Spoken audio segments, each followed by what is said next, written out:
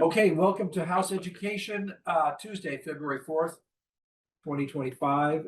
To our legions of subscribers, we're in a new environment and using new technology. For those of you who are watching us on YouTube or joining us live via Zoom. All right, so today we are going to take another look at H.129. This is the result of the work of the task force from this past off-season, looking at school construction aid. So my feeling, and folks may differ on this, is that if we're going to talk about fewer districts, big changes, we really can't talk about it without talking about school construction needs and having some sort of program that says, okay, you know, if we want schools of a certain size and all of that, that's going to require some construction. And I don't think anybody feels like construction is a real possibility in Vermont right now without a state aid, especially when it comes to major capital investments and expansions. So we're going to try to do the best we can, taking a deep dive into this. I think this is also, I suspect they would agree, a very important piece that is missing from the governor's proposal, at least from everything we have seen. So I think it is going to be incumbent on us to do what we can. So we're going to take another walk through 129. But with that, we'll turn it over to Legislative Council to do that. Sounds good. Afternoon, everyone. John Gray, Office of Legislative Counsel. I'm happy to start screen sharing and jump directly into the document, but it may be helpful just for me to orient by talking about what the current school construction program does, if you guys want that. Obviously, it's been under a moratorium. But yeah, I may just stop you there and say, do people want a recap of the current program that doesn't really exist? And which or not? Have you heard enough in the past? I just didn't know. I just have a quick question. So, and maybe he's going to answer this question. So, do you envision a program that's similar to the one that is now not being used, or something?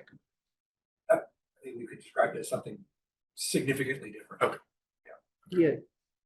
But actually, quite a few of the features Pulls in. may exist. All right. And Yep. what's All right, sitting why on don't the you go ahead and shelf give us a unused. brief Yep. overview of what we have. For sure.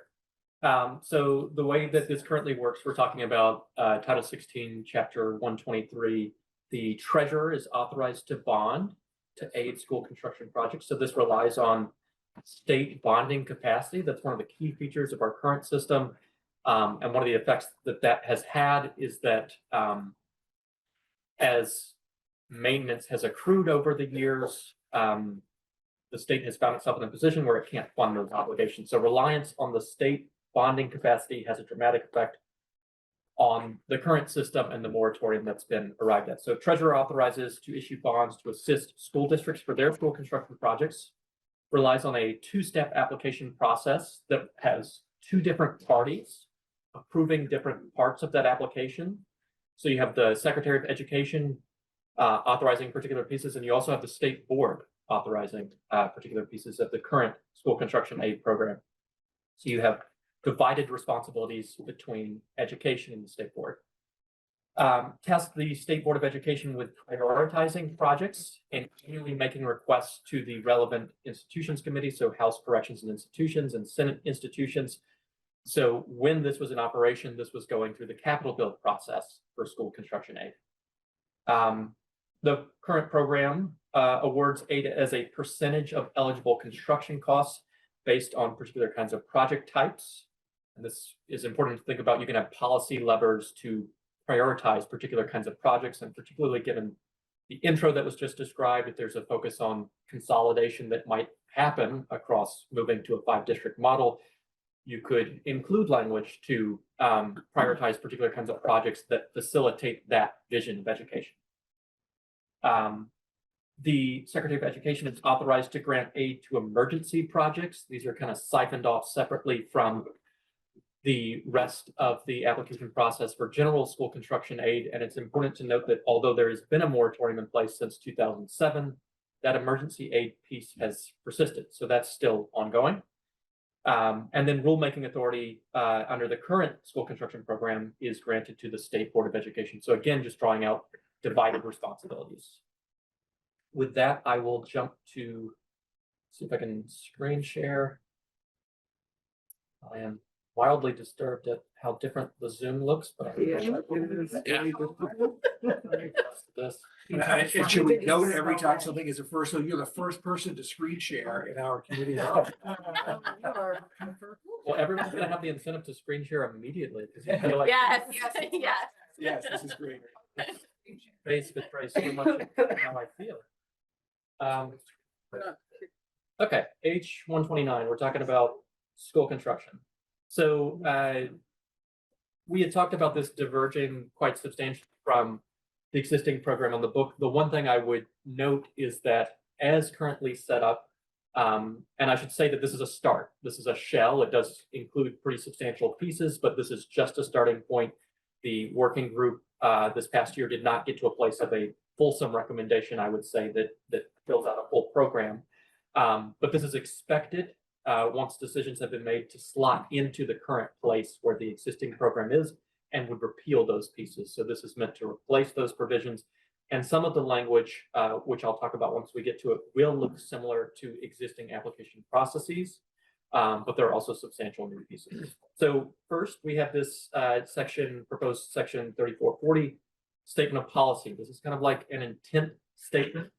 I can read these pieces. So the intent is to encourage efficient use of public funds to modernize school infrastructure in alignment with current educational needs.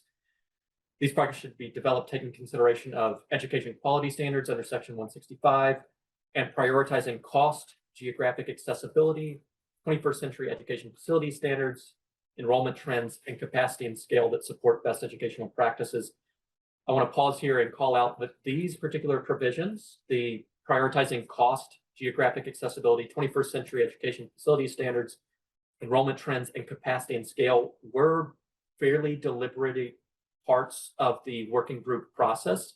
And just to call out why this section even matters, this piece is pulled into how the chapter as a whole is meant to be read. And as you will see as we walk through, significant elements of the development of the program have been assigned to the Agency of Education, where this program is meant to be held or is envisioned as being housed.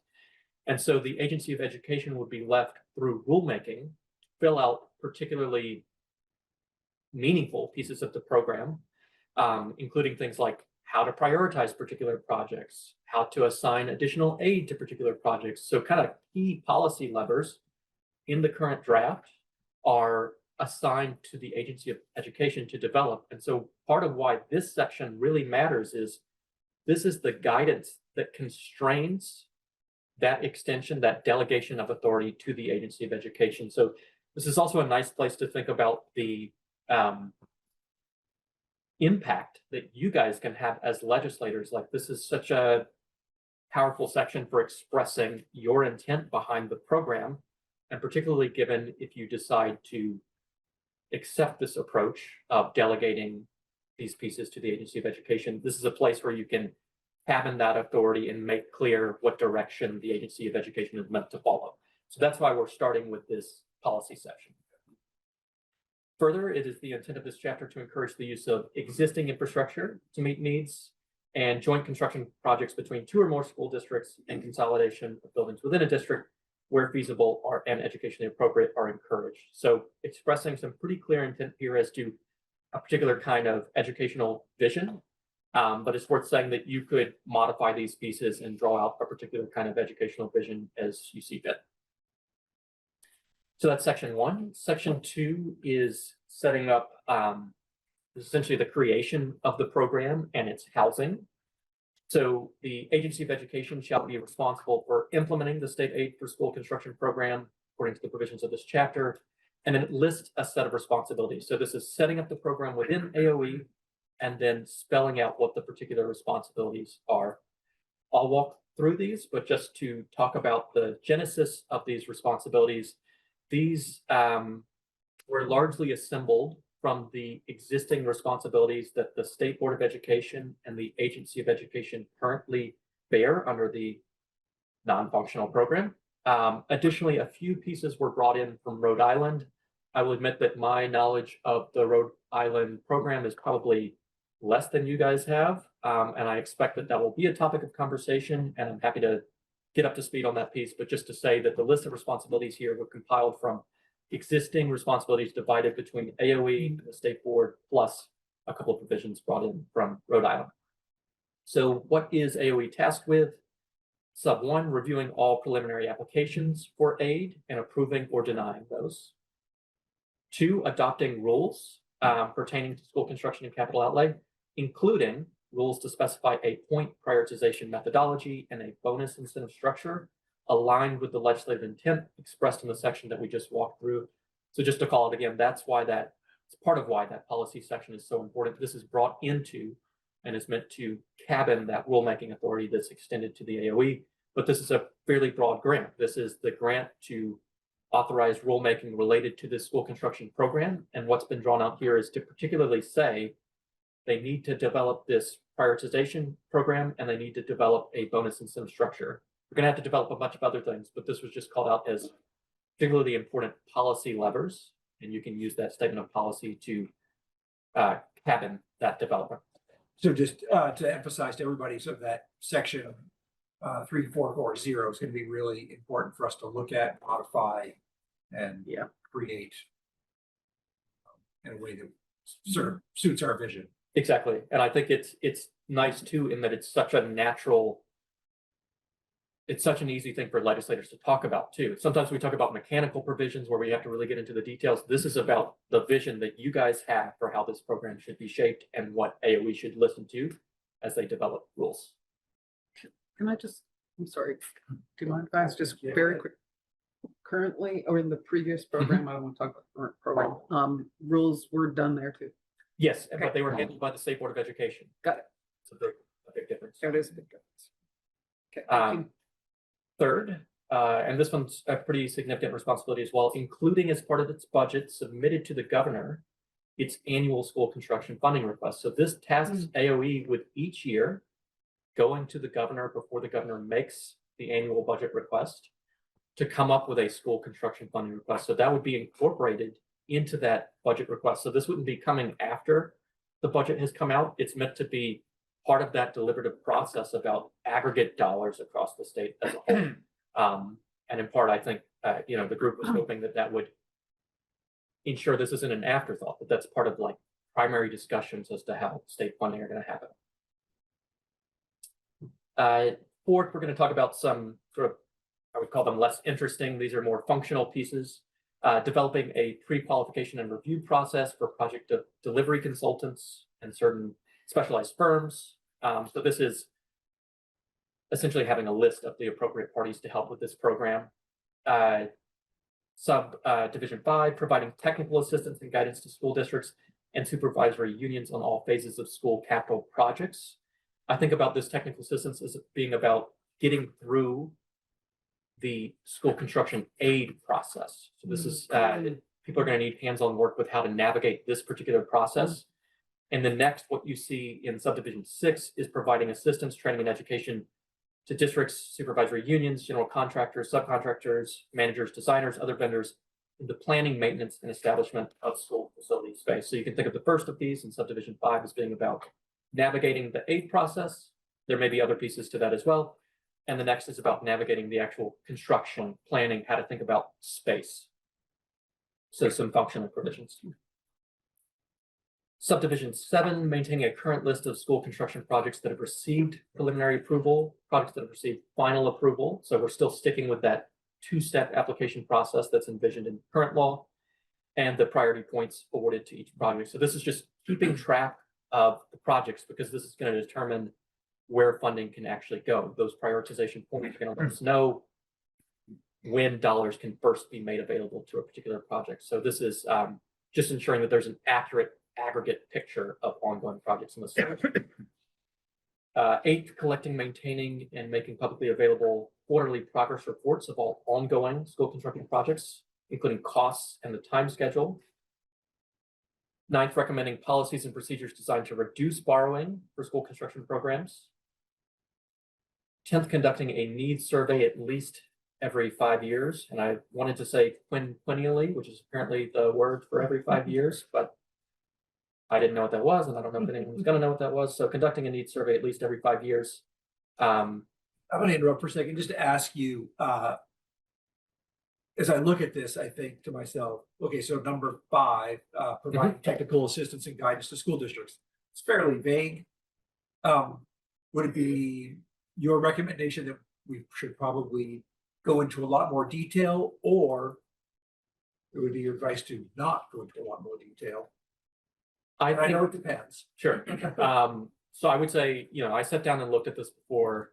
I walked in here to make sure that I was up to speed on all the pieces. And on my first glance, I think if you're looking at this quickly, it's easy to confuse 5 and 6. And the way that I was able to interpret 5 is by looking at it in juxtaposition with 6 and thinking, well, we know more definitively what 6 is because it's spelled out in greater detail.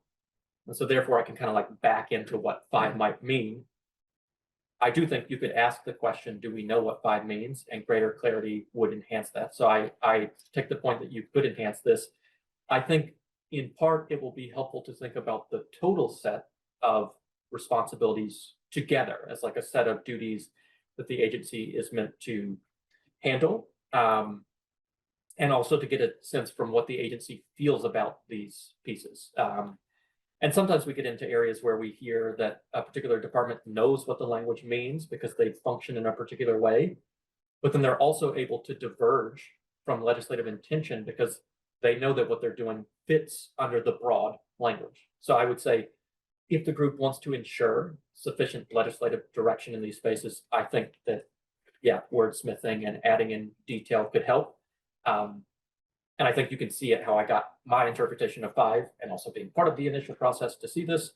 But I agree. In some of these pieces, I think that you could enhance details. And part of what you see here is exactly the assembly process, like drawn from here, drawn from there. We've got the items here that the group felt were appropriate to think about, but now you can work them out together and think about refining them. And you may want to add particular pieces too, but I think that this is, and obviously we have reps on the committee who can speak to this, but I think this was built out as a pretty expansive set of responsibilities that I didn't hear an appetite from the group to say, we expect to add a lot more responsibilities to this list, although you could come to that. It's more detail that I'm thinking of, such Yeah. as, collecting and maintaining publicly available quarterly progress reports. Well, it's not like they've got a progress report form over there. For sure. Probably have to need to spell out, what is it we want to see in this progress report? And this points to another good option that you can take here, depending on committee time available. So you guys have a huge task ahead of you this session. So another piece of this is, you'll recall that when we talked about the rulemaking authority in that subdivision 2, and we talked about bringing in the policy intent section, that specific rulemaking section called out particular pieces that the agency needed to do. So the prioritization, and then also the bonus incentive criteria. You could also include other language to say, agency, in your rulemaking, you need to fill out this, this, and this.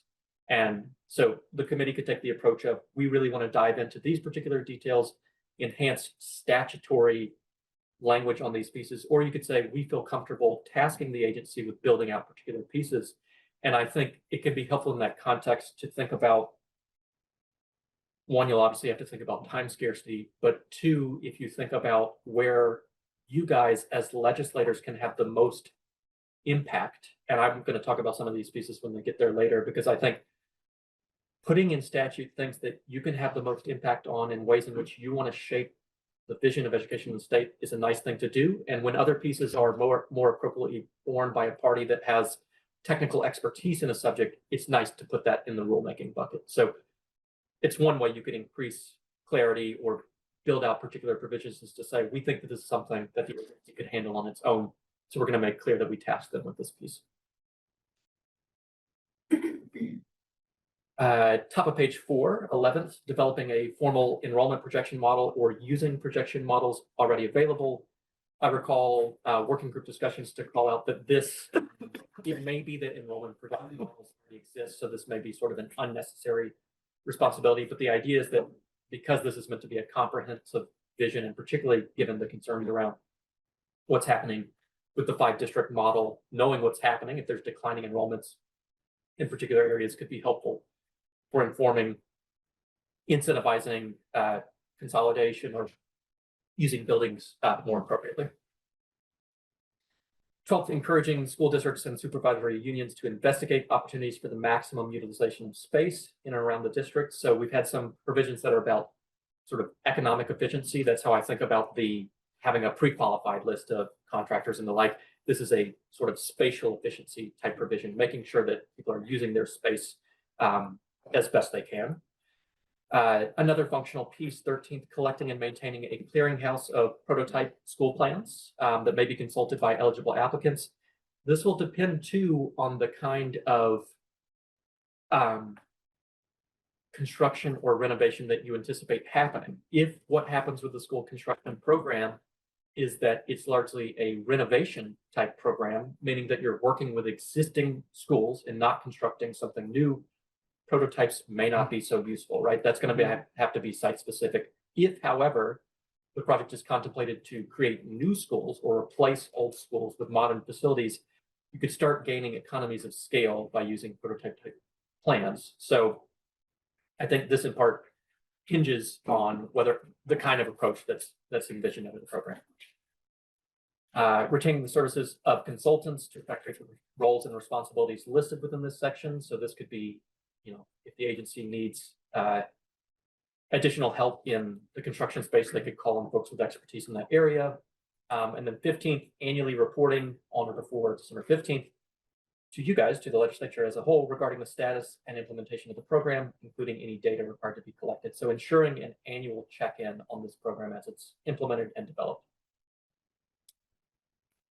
So that's setting up the program and listing a large set of responsibilities for the Agency of Education.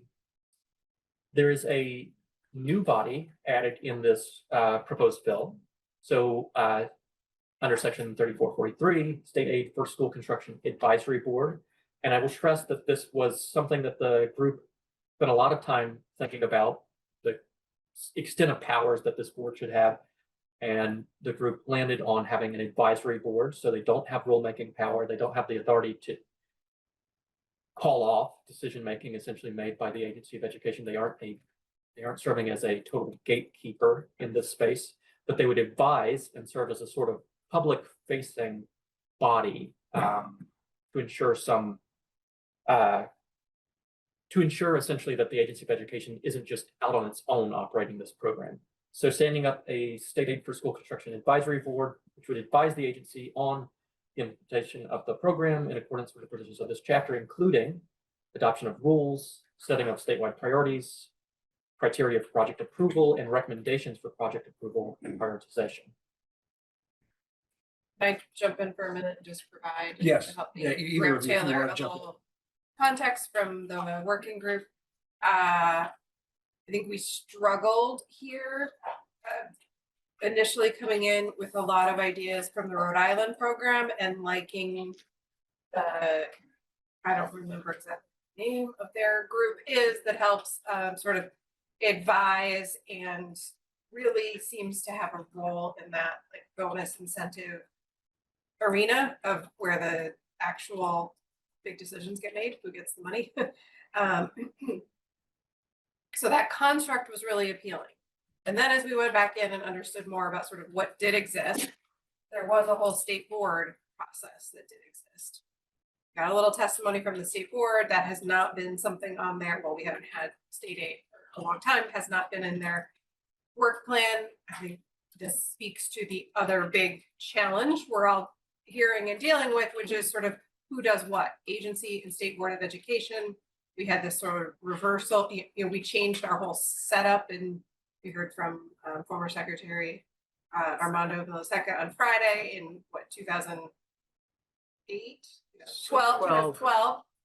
And these things have never perhaps been entirely figured out of sort of who's doing what and like what is the state board's role when there is an agency of education. This is obviously becoming a bigger and bigger issue as we think about potentially changing anything or everything about education. And so we ran into, like kind of, we liked that they had this other body in Rhode Island, but the state board could do it, but the state board is sort of already buried in so many other rules, and when they came in, it didn't feel as much like it would be something they would be useful in doing, but we weren't comfortable with just saying, put it all in AOE.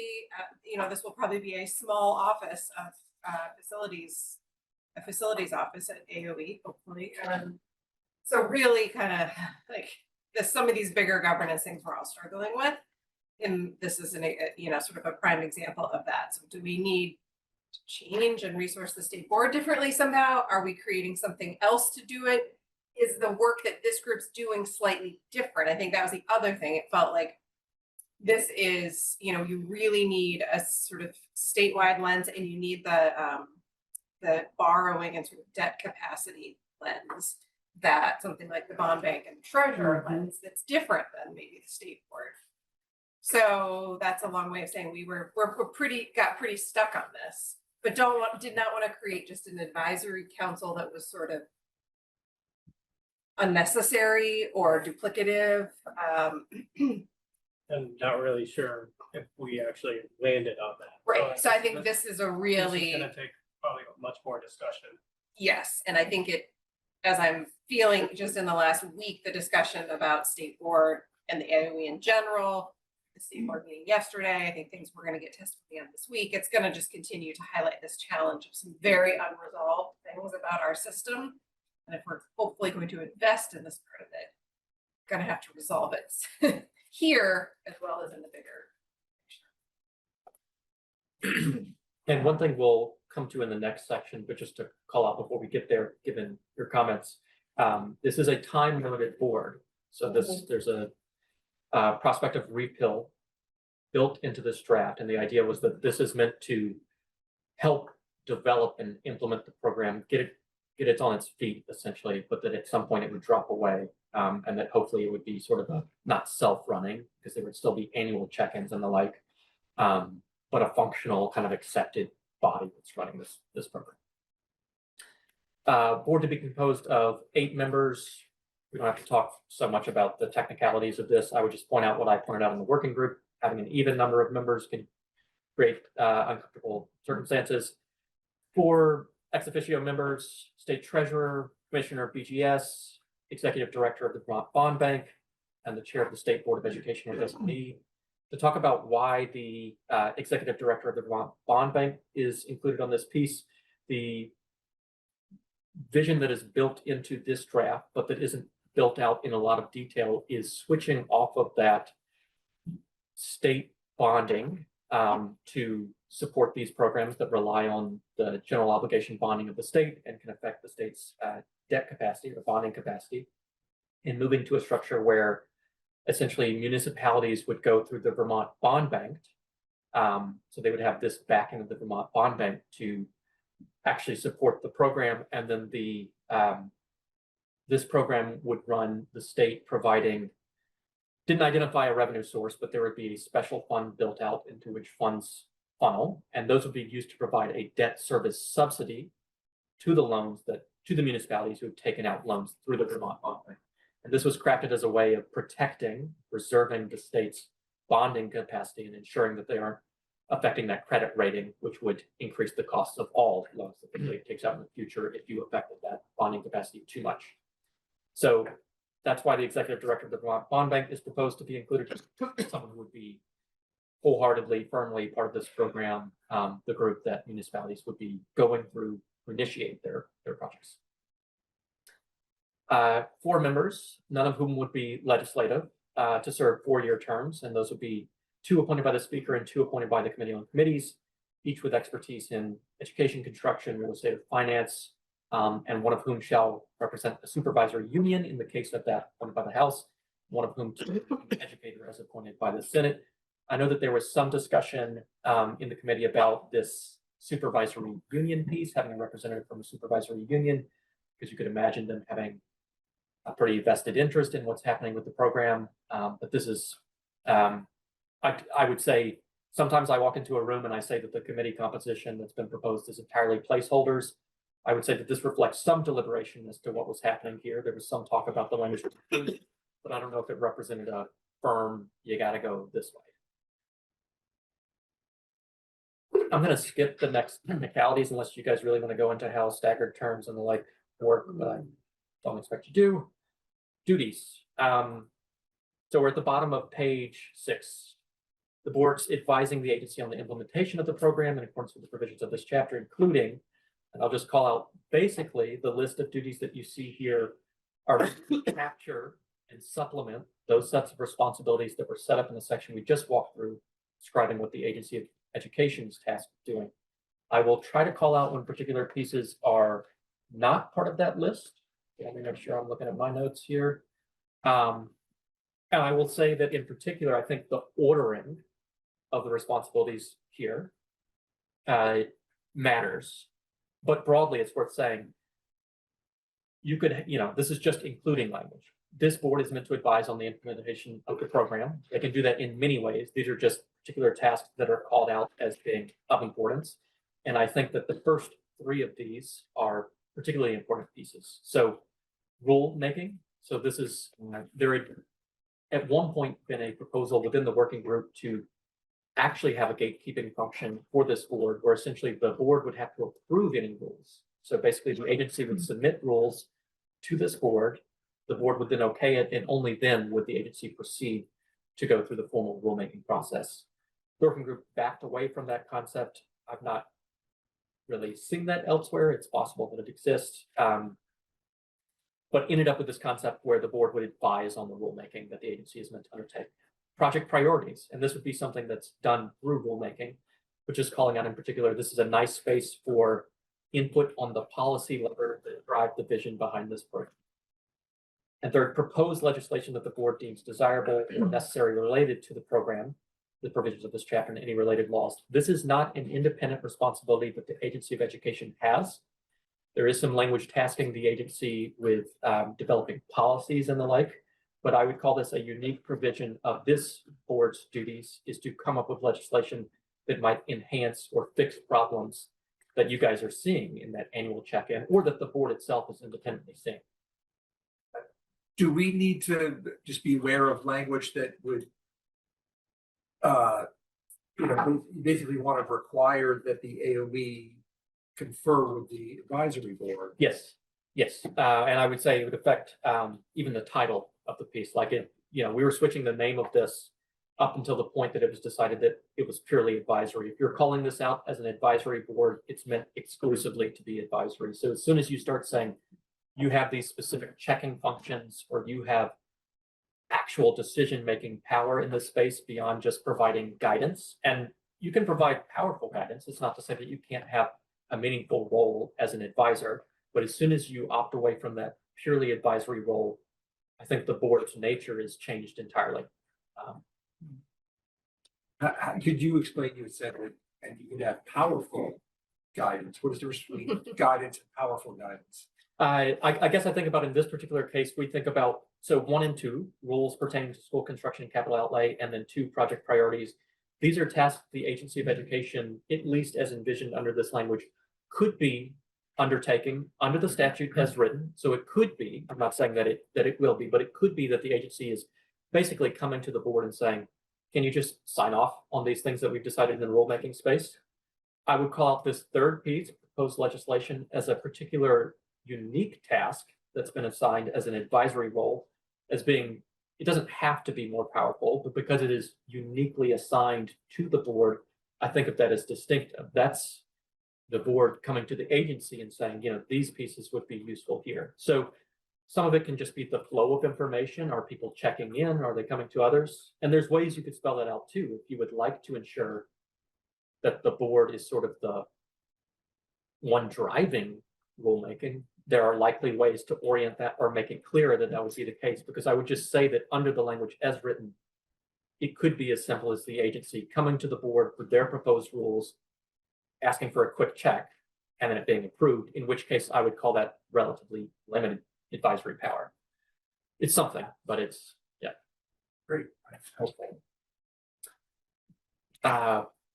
Developing or advising on the development of policies and procedures designed to reduce borrowing. This is already an existing obligation for the agency, so this would just be advising on that piece. Formal enrollment projection model, same thing there. We saw that the Agency of Education is tasked with this responsibility, so just advising on this piece. Sixth, processes and procedures necessary to apply for, receive, administer, and comply with the conditions and requirements of any grant, gift, appropriation of property, services, or monies. This is uniquely assigned to the board. I will say that I don't recall a lot of discussion around these particular pieces, but just wanted to note that this is one that is not duplicative of the set of responsibilities that we discussed earlier, that the agency was tasked with. Seventh, those prototypical school plans. Eighth, the determination of eligible cost components of projects for funding or reimbursement, including partial or full eligibility for project components for which the benefit is shared between the school and other municipal and community entities. Again, this is one that's not duplicative of the responsibilities that were listed for the agency. And I would just call out that as a functional matter, this piece is quite important. Because when we think about aid under the existing program and under the proposed program, aid is not available for the total cost of a project. It's only made available for the eligible components of that project. So determining what parameters actually spell out that eligibility is going to have a dramatic effect on the amount of state funding that's going out, and also the kinds of projects that might be facilitated. And I would call out that developing or encouraging the particular development, if it's through rulemaking by the agency, of eligibility conditions or the eligible cost components is another big policy lever that you can think about. And just since I'm talking about it here, I think nice policy levers to think about are this basic eligibility component, which is about eligible components of a project. It's also nice to think about eligibility conditions for getting in the door. What do projects need to meet to even get on a list for funds to come to them? And then bonus incentives are another huge policy lever to think about. And just to explain the concept there, we've talked about a debt service subsidy model that's going to provide a particular percentage of aid to municipalities that have bonded through the Vermont Bond Bank to support their school construction projects. That provides a base funding amount, but you could elect to provide, and the current draft contemplates providing additional aid above and beyond that particular kinds of projects. And that would be done through what we call bonus incentives. So that would supply basically increments of additional percentage aid based on that project meeting particular conditions. And this is a huge way to encourage particular kinds of projects, because you can say we're giving extra dollars to projects that accomplish A, B, and C. Eighth, the determination of eligible cost. Sorry, this is what I just walked through. Ninth, this is another big one too. Development of a long-term vision for a statewide capital plan in accordance with needs and projected funding. This is not duplicative of an existing agency responsibility under the language that we just walked through. And this strikes me as a place that could have a pretty significant effect on the scope of the program. Long-term vision for statewide capital plan. 10th, collecting and maintaining data on all public school facilities in the state, including information on size, usage, enrollment, availability, available facility space, and maintenance. I would call out that this is slightly different from a capital needs assessment or a facilities assessment, which is talking about dollars in the state of your actual physical infrastructure. This is talking about data on schools broadly. What is their enrollment? How are things going within their programs? It's not just facility focus. And I would think about this in the way that you can think of, maybe it's helpful to back up a little bit here. The current state of the school construction program, which has priorities assigned to emergency projects, I think of, just looking at the language, and admittedly, I don't have the institutional history that you guys will have, as addressing physical decay and dealing with sort of last minute fixes. And particularly if you think about the fact that it's emergency aid that has persisted through the moratorium, that program doesn't express a particular educational vision. There have been times when it did, when you think about trying to introduce energy saving programs by providing large amounts of aid to particular kinds of projects. But as currently run, it doesn't express, I would say, a particular educational vision other than remedying, and maybe this is a response to the current state financial conditions, other than remedying emergency situations. I think of this 10th piece about getting broader data beyond just school facilities, like are things in decay, is getting at how educational vision can inform a school construction program, because you want to know what schools are doing to know how to approach them, even from a facilities standard. And if- My question with 10 would be, this is an advisory committee that doesn't really have a structure or Sure. staff, and you're asking them to collect and maintain data. So call out, they would be advising the agency on doing these Yeah. pieces, so helping them to build this out. And I think you draw up a very good point in the technicalities of this board. It's also time limited, obviously, even beyond the staffing for this, in how many meetings they're gonna hold.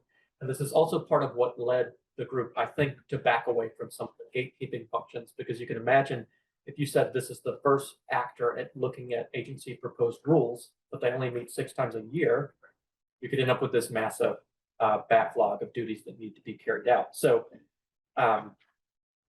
yep, but that's a good point, just to draw back. This is still, it is an advisory board. They would not be the independent body doing this. They would be telling the agency how to handle these particular pieces. And hopefully that information can be used to facilitate whatever vision is built out, both in statute through you guys and through rulemaking by the agency. On page 8, advising districts on the use of a needs survey. So this ties into that existing quinquennial capital needs assessment. And 12th, encouraging school districts, supervisory unions to investigate opportunities for spatial maximization. So again, duplicative of that already existing agency responsibility. I'm going to skip over the meetings, except to call out that this does have the first meeting of the board occurring in August 15th, 2025. In looking at this before we walked in here, I just need to make sure whenever we go through all these pieces and resolved how things stand, to make sure that the effective dates account for each of these moving parts. Currently, this isn't effective till 2026, so they couldn't meet in August 15th, 2025. But just to ensure that we check in on these functions and these technical provisions as we move forward. Section 4, this is what I was discussing earlier. This is a time-limited advisory board, so to be repealed July 1st, 2035. So the idea is 10-year program, get us started. Section 5 is the school construction aid special fund. So creation and designation of money for particular purposes. So as you may know, within a special fund, you have to specify the particular uses, all that those funds can be used for. So these 4 pieces were talked about with some, I would say, some extensive deliberation within the working group. So awarding aid to school construction projects, but also awarding grants through the facilities master plan grant program. I'm going to return to this piece when we get to the actual approval process, because it will be made clearer why you would this to be a guaranteed funding part. 3rd, funding administrative costs, and 4th, awarding emergency aid. So the special fund would be available for that basic aid you're envisioning under the program, grants for master planning, administrative costs of the program, and emergency aid. And just to call it again, we have placeholder funds language consist of any amounts transferred appropriated by the General Assembly and any interest earned. You can stick with this, but I would say the working group did not address, and I think smartly did not address, what the actual revenue source would be, particularly given everything else that's going on in the ed fund space. There are just too many moving parts for the working group to take a stance on how this would work out. So now we come to the actual meat of this. This is section 6, 16 VSA section 3445. I will call out this. So this is the approval and funding process for projects. This is going to look very similar to what is on the books as Title 16, Section 3448, and contemplates similarly a 2-step application process. So first, top of page 10, preliminary application for construction aid. Eligible school districts that intend to avail themselves of state aid will submit a written preliminary application to the secretary, and it will include information that's required by the agency by rule. That's something the agency would build out. I will call out that we have on the books the state board's 6,000 series. That set of rules, which was built out to address the current school construction program, already exists. And there's language included in the bill, and we'll come to at the very end, that transfers that set of rules to the Agency of Education to ensure that there's no gap of continuity. But of course, the agency would be free to modify its rules, to change its process, to repeal particular pieces. But that's a nice way of ensuring that you don't start with nothing, that you're not at this 3 years behind because rules aren't being. So the secretary, when considering this application under a subdivision 2, has to consider particular things, and it's important to call out, this is just considerations. These are not your eligibility conditions. That are just things that the secretary needs to look to when considering a preliminary application for school construction aid. So regional educational opportunities and needs, including building capacities across district boundaries, available infrastructure in neighboring communities. You can see some of the flavor of moving toward more consolidated or dealing with thinking regionally is maybe a way to think about this. Economic efficiencies, the suitability of an existing school building to continue to meet educational needs, and statewide educational initiatives. I should call out that these are largely built into existing statutes, so these are not new things that the group was suggesting today. We've decided to consider about. I do think there's and we have reps to speak to this, agreement that these were thoughtful things to include. So it's not as if they haven't been looked over. I just want to call out that these weren't direct responses to current conditions that were independently developed by the working group. But those are your secretary considerations. So just pieces to think about. Starting on line 18, we now have the actual eligibility conditions. And I would just remind you, this is a nice place to think about policy levers. So a place where you can have a real effect on the funnel that lets particular projects get to state dollars. So first, the project or part of the project fulfills a need occasioned by, and then we have 4 different conditions that that project can meet. So conditions that threaten the health or safety of students or employees, facilities inadequate to provide programs required by law or regulation, excessive energy use, or deterioration of an existing building. These are all already on the books. These are the recognized needs for the existing program, but there is a new piece here, including on line 8. So this particular first condition is you can meet, to get through this process, one of those 4 needs: condition threatening health or safety, inadequate programs, excessive energy use, deterioration, or if the project results in consolidation of 2 or more school buildings and will serve the educational needs of students in a more cost-effective and educationally appropriate manner as compared to projects constructed separately. Program that does that, that's consolidating in this particular way, that's meeting these particular requirements, wouldn't need otherwise to fulfill one of those 4 listed needs. It would still need to meet the remaining eligibility conditions in this section. So this isn't saying consolidation projects, you're through the door. There's a bunch of other conditions you have to meet. But it is saying, and the reason that this particular language was included is school districts could voluntarily, that is, in the absence of these kinds of problems, so they don't have threats to health or safety, they don't have a deterioration of existing building, they aren't excessively using energy, look around regionally and say, we think that this is the best practice to consolidate, and I want to ensure that the fact that they aren't failing in those needs-based ways excludes them from state aid. So this is a way of ensuring that those that are taking a consolidation approach could get state aid. But it's not to say that you have to do that to get state aid. If you meet one of those need fulfillments above, you don't have to go through this subdivision 2 on line A. So that's your first eligibility condition: meet one of the needs fulfillments or do this consolidation approach. But there are other eligibility conditions as well. So the need addressed by the project cannot reasonably be met by another means. This is just ensuring that it's narrowly tailored, that you are doing this because other options aren't out there. You don't have simple ways of fixing this problem. And that's also currently on the books. 3, the proposed type, kind, quality, size, and estimated cost of the project are suitable for the proposed curriculum and meet all legal standards. Again, this is one that's on the books. This is just ensuring, again, kind of a narrow tailoring type approach, that you're being thoughtful in constructing that project, that you're not going beyond the bounds of what's necessary to remedy the problem, and that you're meeting particular standards. But next, we do come to 2 new proposed eligibility conditions that the working group came up with. So first, that the applicant achieves the level of proficiency in the school district quality standards regarding facilities management adopted by rule by the agency. So this is a standard that the Agency of Education already has. And this is saying that you need to become proficient in those school district quality standards to meet eligibility conditions and therefore have access to school construction aid, state aid for your projects.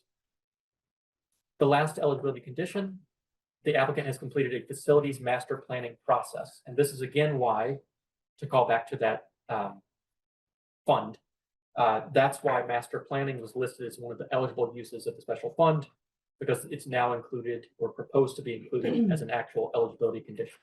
the applicant has completed this master planning process that engages robust community involvement, considers regional solutions, evaluates environmental contaminants, and produces a facilities master plan that unites that vision statement, educational needs, enrollment projections, renovation needs, and construction projects. I would qualify here that this is a process requirement. This is saying you need to have gone through that master planning process that involves all of these conditions and produces a master plan. It doesn't mean that you're qualified. It's just saying you need to have gone through that process to ensure that you're uniting and thinking about vision statement, educational needs, enrollment projections, renovation needs, and the like. But it is a process requirement nonetheless. So those are your 5 eligibility conditions. That's meeting one of the needs-based conditions or taking the consolidation approach. You can't reasonably meet it otherwise. There's a fit to the project, achieve the level of proficiency in school district quality standards, and you've completed the facilities master planning process. Third, we come to priorities. So we're on page 12, line 7. Gonna interrupt for just a quick Yes. second. It was Act 153 of sometime in the 20-teens that also had an incentive to consolidate. I don't know if you had looked at any of the language from back then. I'm not, yeah. I'll have to do my history. Yeah. Might be worth just taking a look at to see Sure. if there's something that we didn't think of.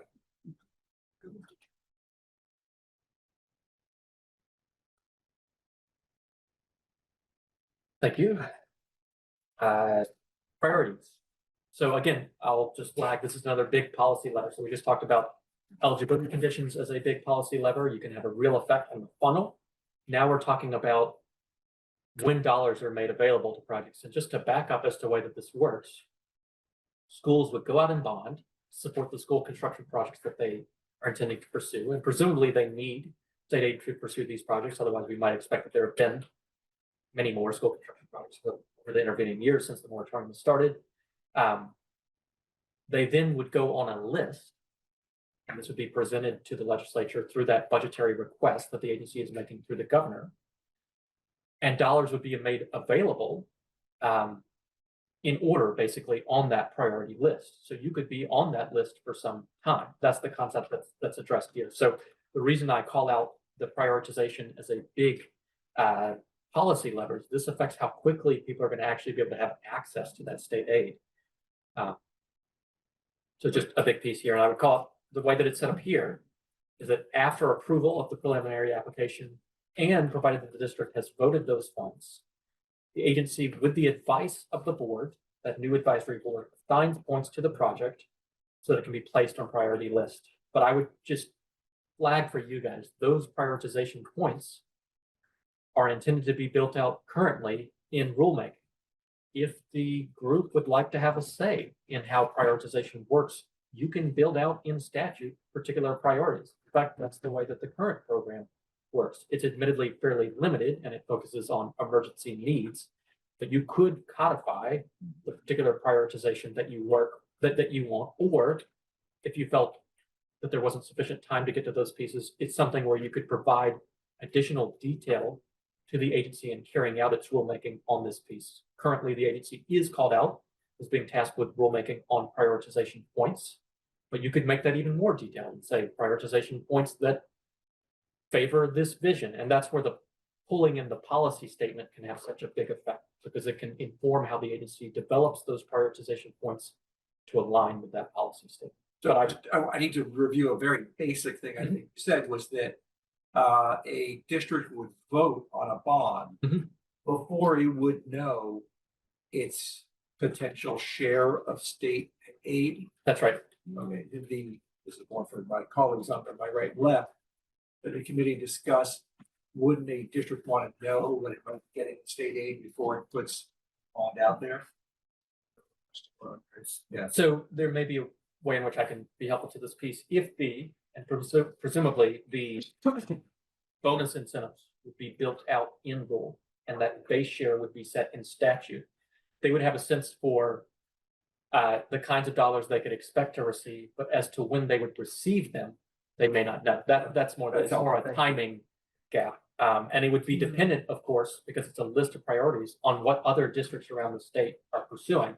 And this is something where you could maybe envision, and I don't recall us talking about this, but this may be a place where the technical assistance from the agency is particularly helpful to school districts in understanding what's happening around the state. So they can have a sense to, oh, okay, I'm only going to hit 60 points if I pursue this particular kind of project. So I can't expect to receive state aid for maybe years before I receive state aid. So that could affect the kind of project that they elect to do. Oh, that's very helpful perspective. Thank you. Yeah, that actually makes a lot of sense.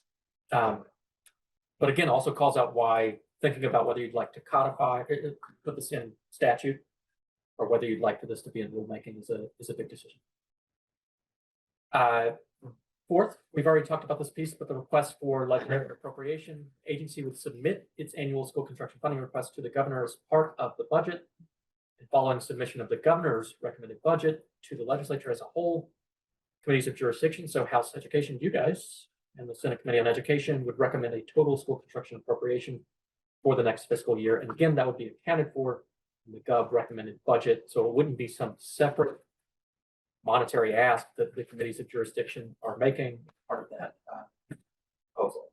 And there was some discussion as to where which committee should be handling this particular piece. There had been a point where it was talked about in a way sort of amorphously, just the legislature as a whole thinking about this, with the idea that inevitably committees would be interested in this piece and might take it up, but ultimately landed on committees on education, in contrast to the current program, which is funneled through the capital bill process and therefore gone through corrections and institutions and the institution committee. Senate. Again, this may be a question better for these two, but there must have been some discussion about whether making it an annual appropriation in the governor's budget versus a dedicated revenue source with a special fund to sort of protect it from that. There's a reason. I think we were learning a lot about budgeting and the way the state budget works through this process, and a lot of help from Chris Ruby at JFO that gave us a more sophisticated understanding. And so I think that is maybe a point of clarification. I'm not, a special fund, how does a special fund interact with the governor's recommend? It's a policy piece that I don't think I could explain or know off the top of my head. Like, I don't know if it's just automatic what's in the fund, if there's still, we could take after schools or canvas fund, something like that as an example to walk through, but I think we need to understand the mechanics. But help me, maybe I'm missing. No, and I think we talked about a dedicated fund, a dedicated revenue fund. There's possibility of fluctuation. Yeah. In that, and we did want to take into account the fluctuation on the Yeah. curve, Yeah. something like that. But even mechanically, I'm not sure exactly how those two. All right, we'll flag that for further discussion then. I think both statements accurate. Rep. Taylor's recollection of what JFO relayed is certainly accurate, pointing out some of the downsides of having a dedicated revenue stream, just in both volatility and the way that it siphons off from other priorities. But it may be helpful to have Chris speak to that piece if you want to go further down that road. And just to call out the way that the special fund is currently set up, you could alter that. There's nothing about it that's special as to the way that money is flowing into it. It's currently set up as just sets of appropriations that the General Assembly makes, but you could have a dedicated revenue stream flow into that. You would just want to think about practicalities. I think of childcare. Okay, we have a dedicated revenue stream, a special fund. It's sort of, we know that there's going to be money in it every year. It's not really subject to the political whims of the legislature or the governor. Although that is. Yeah, so I don't know exactly. Others might, That may not be a true statement. how special funds interact All right, great. with the governor's budgeting process. You could definitely integrate. There's no necessary issue. It's more of just the high level question of finding dollars. And I do think, you look at Massachusetts, they do have a more dedicated revenue stream, a special fund, whereas Rhode Island, I assume, is strictly a budget request each year. If you guys want to do a sort of Rhode Island focus at some point, I would certainly be interested in being in here for that, or if you would like for me to prepare things to talk about distinctive elements. But I know that in the past, folks from Rhode Island have come in and spoken at length about We've got a number of videos Yep. we can just watch Yep. on. Okay. Even better. For my workbook, that sounds great. Final approval, so talked about this as a two-step application process. First, the preliminary application, which has both that consideration check by the secretary, making particular considerations, and then an eligibility check. Second, there's a final approval, and so this is calling out that unless approved by the secretary for good cause in advance of commencement of construction, a school district shall not begin construction before secretary approves the final application. May submit that application at any time following approval of the preliminary application, but just to call out, to even get on the priority list, you would need to have voted funds. So in some ways, you need to do both to even think about how you're going to move forward. The secretary may approve a final application for a project provided that the project has received preliminary approval and voted funds are authorized to bond for the total estimated cost of the project. So just to call out, those are the two pieces that make available getting on that priority list. So by necessity, you've got on the priority list. You will already meet these two conditions of the final approval. And then the next pieces are kind of functional check-ins. Has the district made arrangements for project construction supervision? Provided for construction financing during a period prescribed by the agency? Otherwise met the requirements of the chapter. And this last piece, which is a holdover, it's actually not the last piece. We have another condition on the next page, but this piece about playgrounds is a holdover from the existing language. This is not something that we talked about. I think we've just included this to ensure compliance with existing federal laws. And then lastly, if the total estimated cost of the proposed project is less than $50,000, no performance bond or revocable letter of credit shall be required. So meeting all of these conditions for final approval, and just to call out, we haven't seen anything to say that a performance bond or revocable letter of credit is required in the first place. This is actually something that's built out in State Board of Education rule. So some things are already in rule, some things on the statute. It makes it sort of hard to navigate this space because we don't always know what the full extent of regulations are, but that's where that piece is coming on.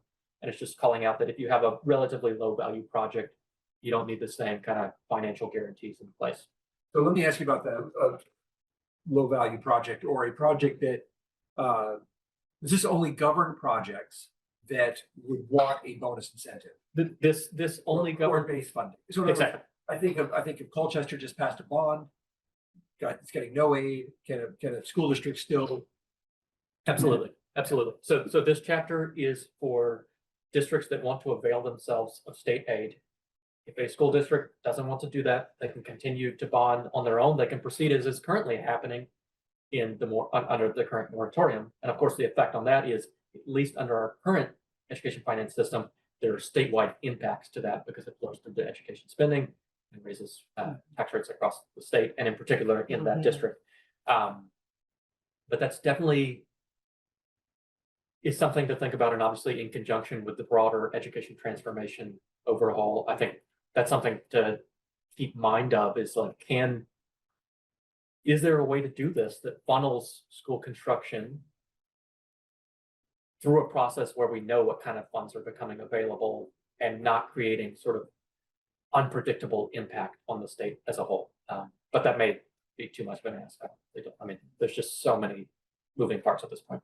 I think that's where the hope of some sort of advisory council, some sort of whatever this other body of expertise entity is that is. And obviously there's so many moving parts that all one impacts the other here, you know, foundation formula versus the way we do state funding for education now would change this dramatically. But whether it's, you know, JFO expertise, tax expertise, but understanding and being able to sort of see the whole state and know, okay, if we do two big comprehensive high schools, where's that impact locally versus where is it statewide? How is that? Being able to kind of move those pieces with some coordination. And I think that's where we were stuck kind of on how to construct that. Although wouldn't the advisory group sort of be the ones to have that bigger chess piece vision? Potentially, I'm not sure that as it's in here is very much a placeholder. It's set up the right way to do that. But I think that there was a clear need or desire to do that if we are looking at perhaps a sort of period of robust school construction, having come from a period of none and knowing where we are right now and the building costs keep rising and so that somebody, some entity, some group being able to do that well Mhm. is going to be really important. Sort of, yeah, thinking if there's a way of ensuring that there is systematic thinking about construction across the state as a whole, rather than a bunch of actors acting independently of each other. Yeah. And then funds just kind of going willy-nilly. Yeah. It's all, Keep And that considering- at top of mind. And trying to parse out that, local versus statewide impact. Well, our whole finance system could potentially change. So there's just some really big. right, and this could, depending on what happens with the overhaul, or depending, even if you don't do a full overhaul as proposed in the administration proposal, even other changes could affect the way that money flows in these spaces, right? School construction can be a separate stream from, and in many ways it is a separate stream from funding. It's just that currently it constitutes education spending. That's how you're affecting, that's how currently the siphoning that happens through the municipal bonding for school construction is affecting education finance as a whole. So, but you could set this up in a way to where they're essentially separate pieces and they don't have to implicate each other. The school construction could be different pool of money. It doesn't have to be the same. And I'm gonna have you hold there. It looks like the rest of it's kind of Sure. just technical stuff. Yep. I just want to give the committee 5 minutes to stretch before we come back into play here at 2:30. Okay, welcome back to House Education at 2:30 on Tuesday, February 4th, 2025. We are now going to talk about probably one of the biggest issues facing education today, drawing district lines. With a bill introduction, H.37. Turn it over to the sponsor, introduce yourself and. Sure. Good afternoon, Representative Jim Harrison from the town of Chittenden. And I'm here to report on H.37. And as you, I'm sorry, what happened? Oh, I just pulled it up and say, it's a short form. Yeah, I was just gonna say, hopefully you've all had a chance to read this bill. It's also short on detail. And I did that for a purpose. First of all, I do not profess to know what the right district lines are. I do believe, I know you're going to be working all session on the best way to go forward. I wanted to put something on your table as an idea. I did this before knowing that there was another bill that talked about 25 districts. We've since had the governor's proposal for 5 districts. I didn't know of either of those, but I do believe 119 districts or whatever that number is total statewide is a lot. And 52 supervisory unions is a lot. Vermont is in total population about the size of Boston. I'm sure they don't have 52 supervisory unions, so or 119 school districts.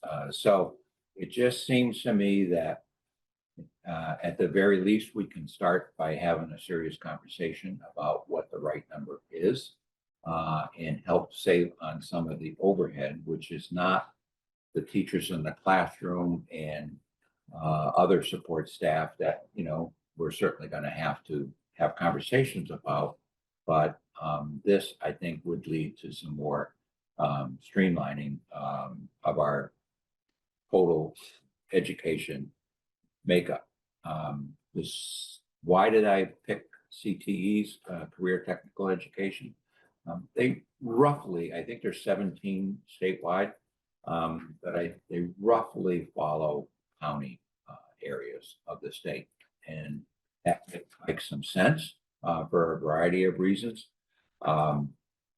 It would perhaps easier geographically to do the coordinating that you need to do in terms of schools, whether you do school choice in an area or necessary, and other issues related to that geographical area. Addition, there's been ongoing conversations in this building as to the actual funding of CTEs and how that all works with local school districts, especially if your CTE is in a different district and the money follows the student and the district sending might feel like they're not getting, they may even, in some cases, I'm not saying that they do, they might prefer to have the students stay in their own district because the funding stays there. And they certainly have certain fixed costs with operating facilities.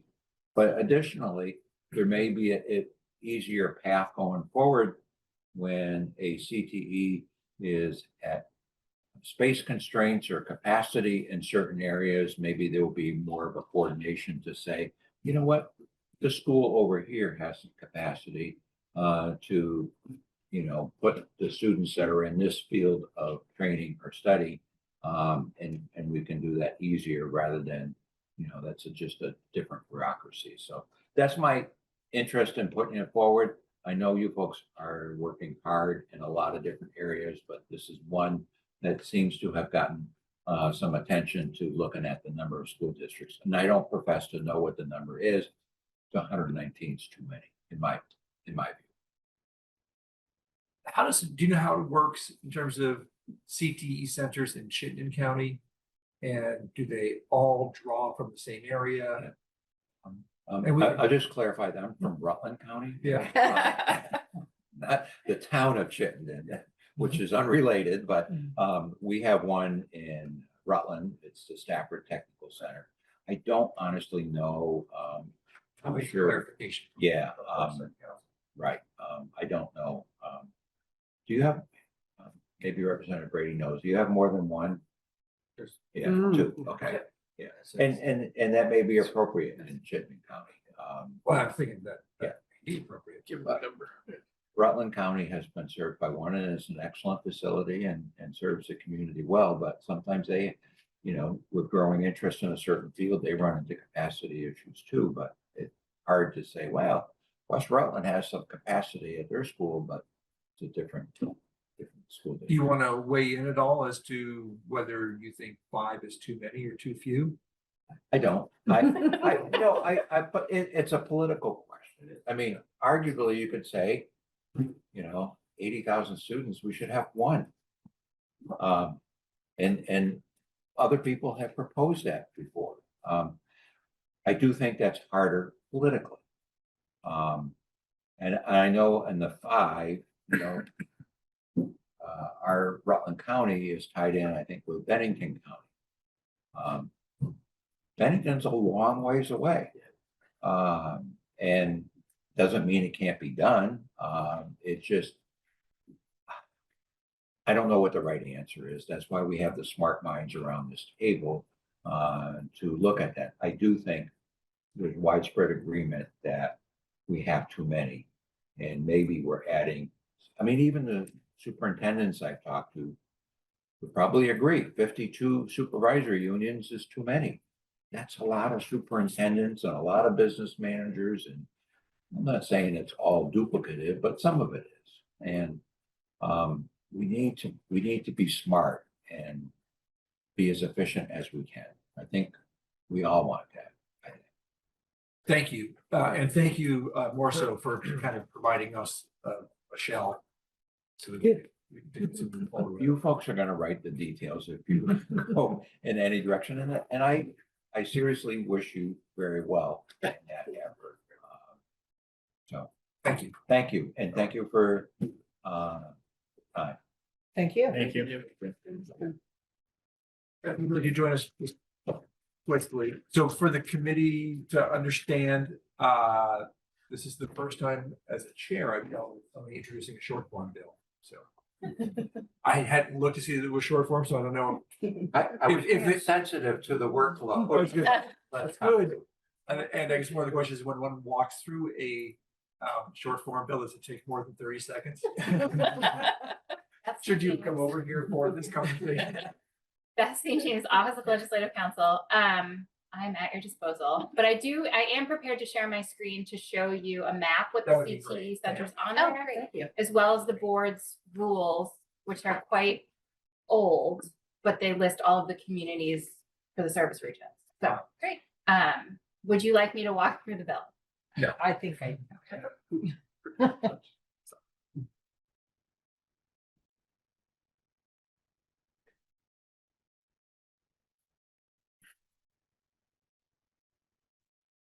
So there's the bill, and we'll start with this. So this is the current technical education website. You can see all of those dots represent a CTE center, and when you hover over it, it highlights which one it is. And these are county lines. So you can see there are some counties with more than one CTE in it. And there are, well, If you don't have. they're right on the line. yep, right on the line. I mean, I can pull up the address and we can figure that out if you really want to. Those are, I assume those two are Linden and Yes, St. J. yes. Just a quick question, because I'm pretty sure the Wyndham Regional Career Center, which is the Wyndham County one, the students, I think there's an agreement or some sort of agreement for the students in the Northeast Supervisory Union that they can go to the Springfield. So I'm, since that's happening, I'm just wondering how many of those there are. So the service regions are determined by state board rules. Got it. And it literally just lists the school and Okay. the school districts Okay. that it serves. So I will send a link to Annie of both of these, so we don't have to walk through all of this right now. But I would note, avert your eyes while I scroll. The last updates to these rules were in 2002. So it is quite possible that what is happening on the ground is different than what is in here. But the service regions by state law are required to be set in state board rules, and this is where they live.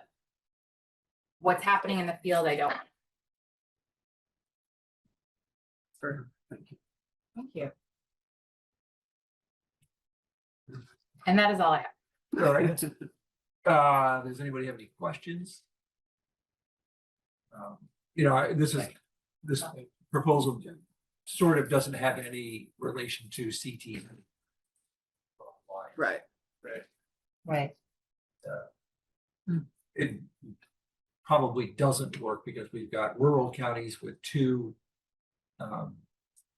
CTE centers. So why would you divide that up into separate school districts? And then have like one for Chittenden County, probably two. So those are just things to think about, but it's from a legislative process point of view, we can take this and do whatever we want to it. So can I ask for clarification, Yeah. what you just said? So drawing, if I heard you right, drawing districts by county rather than CTE, you'd have, because this bill proposes to draw districts by CTE. Yes, and all I was, Not by county. that's right. Yeah, and all I was pointing out was that you could see just in that crude map, some issues like Right. Franklin County's got two CTE centers, so And therefore there's- two school districts. And there's two, like Linden and St. J. Right. That Right are on near the each other. border, basically, between your Essex and your California. Absolutely. Thank you. All right, thank you. Thanks for sending the link. Yes. Yeah, very Process, nice. yes. Love them out. All right, we'll close out there and then we're gonna restart when the secretary shows up. Okay, welcome to House Education on Tuesday, February 4th, 2025. Broadcasting from our new studio here. We are continuing our conversation on the governor's proposal for moving to a foundation formula style funding system. We're gonna have a little bit of a presentation that is designed to address some of the questions that came up last week, and then we'll have some time for quick questions. Welcome back to Secretary of Education and the Deputy Secretary of Education. Welcome back, and the floor is yours. Good afternoon. I'm Zoe Saunders, Secretary of Education, joined by Deputy Secretary Jill Briggs Campbell, Deputy Secretary of Education, and we're joined by Amanda and Justin, your friends from APA. Can't see up there. They're there. We appreciate the opportunity to circle back on the presentation from last week. In that presentation, we provided more details around the funding formula that went more specific into the actual numbers and the calculations. We did capture some of the questions that you posed, and we put together a slide deck to at least respond to those initial questions and then open it up for further discussion to make sure that we can fully respond to any areas of inquiry. Foundation formula. So these were the common questions that we heard last week. Specifically, how is the funding formula applied as we think about it related to CTE funding model? So we would like to spend a little bit of time talking about that, along with the breakdown of the recommended funding per student. We did have some questions around how that is adjusted to our current scale in Vermont, and we wanted to spend more time expanding on what went into the modeling. We also received many questions around how the overall spending in the proposal compares to our current spending. We did put together some slides to elucidate more of a better understanding of that, and also to kind of reinforce how we approach this work and where we see adjustment in overall spending based on the evidence model. So from that, I will turn it over to get into the details with Amanda Brown walking us through the specifics of the funding program. Thank you, Zoe. And I'm actually going to turn it to Justin for just a few Okay. slides I and then didn't see switch back Justin. over. The new He's boxes there. are- Great. So, Hi, Justin. hey, good afternoon, everybody. Thanks for having us back. So the first slide here is just a reminder of the different pieces, the different adjustments, what's in the foundation formula, what is still funded outside the foundation formula, and the scale of each of those adjustments. So just a reminder, base funding at 13,200. That funding is for all long-term ADM. Economically disadvantaged students would receive a weight of 0.75. The EL students a weight of 1.5. CTE funding is both coming through the base and then this additional 1.3 weight, and that CTE center funding. We'll get more into the detail there. The triple E count still funded at negative 0.54. In part, as we've discussed, not something that we've really reviewed and done a deeper dive on. The district sparsity weights still related to the current tax of capacity weights that are in the formula. And the size adjustment, similar to the current weights, but applied differently and kind of created differently. And so I'll walk through that. All of that is what's in the foundation. So effectively, foundation funding is your base and your weights. And then over in the blue, those additional funds that come through categoricals, some things to highlight. Special education funding, still going to have the same categorical amount plus we estimate about 70 million. And that's about $840, not per just special ed students, but $840 per each long-term ADM. Transportation increased by about 25 million or $300 per student. And then have the other categoricals still in place, like state place students and some other uses. So again, kind of what's the total pot available to districts as we go forward. We'll go to the next Justin, slide. can I ask you to hold a second? I may have a couple of questions. Representative Brady? Is the sparsity weight just staying as is from our current system right now? Like what we consider sparsity and how that is calculated? Yes, and as we've talked about, we do think, a deeper dive into that would be good. We didn't really have a place to go with research that had been done previously to kind of look at a different approach. And so for right now, we're leaving that in there. Okay, so nothing further in terms of, or like geographic, better defining sort of geographic necessity versus. Not at this. Historical sparsity, yeah, okay. Yeah. And then my second question is, maybe you're gonna get to this. Can you explain more? I had this question from my district yesterday, that $70 million increase in special education. So the census, you're leaving the census block grant functioning as it does now. Why that number? How is that fitting into it? Amanda Yes. can speak to that. Yep, and I can speak to that. So when we looked at current spending by districts on special education, there was a delta of about 70 million between what they were receiving through the census block and other state funds and federal funds. and what they were spending out of local budget decisions. So moving to the foundation formula, you need to account for the fact that your communities were raising locally an additional 70 million in special education. So for now, we have included it in the categorical as an addition to the census block grant. That's a policy decision. You could also think about rolling it into the base if you wanted to have take a different choice on how much restriction you want around its use and where that fits in maintenance of fiscal support and maintenance of effort requirements. But it's attempting to capture the fact that you're currently spending more on special education than is received from state and federal grant sources. And if I can just add a note there, so it's an attempt, and I think the right one, to not shortfall the special education spending, but we've also talked quite a lot about the need for, as we saw in Act 173, the intention was to reduce special education spending, and we haven't realized the changes in educational delivery that would likely result in that reduction of costs. So long-term, the reason that we sort of left this system as is, and then ensuring that we're sort of not shortfalling it, is to give that time and space to make those changes to special ed delivery to achieve kind of the goals of Act 173 and hopefully realize those cost savings. To a much lesser extent, I assume transportation is the same thing. Same, right? So, I think that you could conceptualize that not having, 52 plus separate contracts would probably result in some cost savings, but we don't know what that looks like yet, right? So not wanting to shortfall transportation, which we already know is a cost that districts are carrying. Yeah, and right now your system is set up to reimburse up to 50%. So that's why we doubled the amount that was in the transportation categorical to allow for up that 100%. And I think it's important just to reinforce that this is a multi-year approach. And so as we're looking at the first several years of implementation, we're assuming that we're going to carry some additional cost and that there would be a further review and evaluation of how to better, implement some best practices as intended to support higher education quality and also efficiency. And I just want to reinforce that's why we're baking in a lot of these assumptions now and making explicit where we've identified those carryover costs.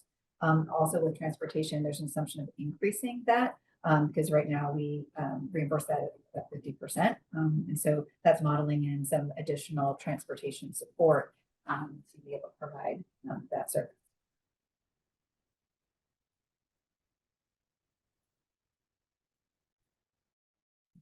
So I know I'll kind of kick it off. I know as we look at the first question when the Larry Pikus model was presented was how does this fit within the Vermont context? Because our the assumptions around that base funding are built upon a much larger school. And so part of the work that APA has supported us with is understanding how we would make those adjustments to really align with our current scale.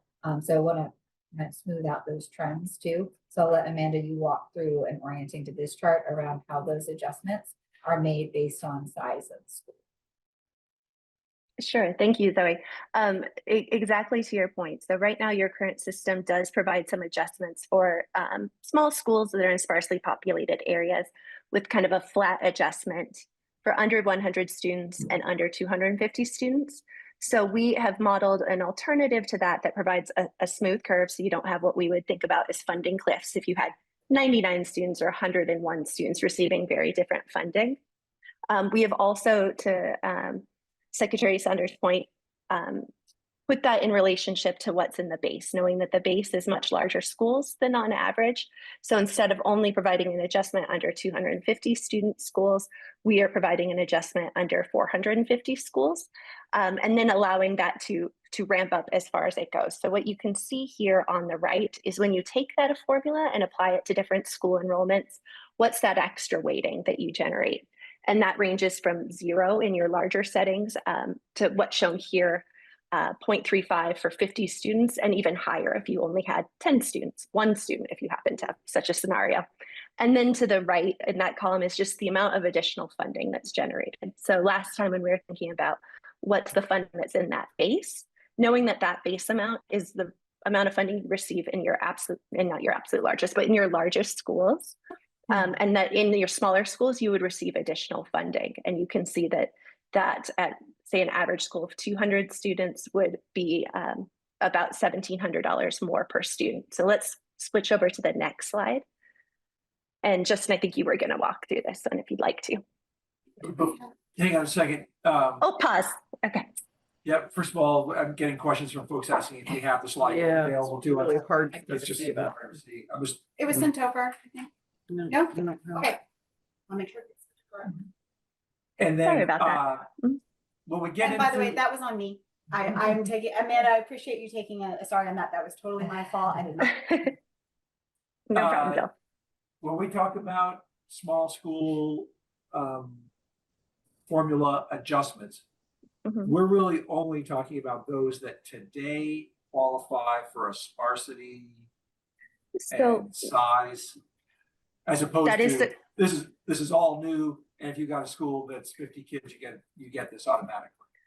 that is a great question. So we're actually recommending that at the start that this adjustment be applied to all schools, regardless of if they're in a sparse area. And then over time, you develop what we would consider eligibility criteria, or defining what it really means to be necessarily small. And necessarily small could be because you're in a geographically sparse area. It could be because you have facilities constraints and you can't consolidate two schools because neither school could support both populations. So the adjustment itself would at the beginning be applied to all schools, and then over time only applied to those that are deemed eligible or necessarily small based on criteria that haven't been set yet. But thinking about those things about geographic constraints, facility constraints, things that make them necessarily small by necessity and not choice. Representative Hunter. So if I'm reading this right, for the Yep. very smallest school, the foundation grant is 24,000 per pupil? Or is that with, if they had all those needs? That would be if they had the You're already looking average. at Step one. Yep. So let's stay with step one for just a second. I think that will Okay, help sorry. answer your question. Yeah. Nope, no problem. But I think Go ahead. Uh-huh. you highlighted a really key part of what we're laying out here is everything kind of step two down is assuming the average per pupil or per student amount across the state. So clearly some schools will have more, some schools will have less. But in the top, in step one, what we're really identifying is the main difference for, in kind of per pupil funding, outside the average is going to be school size.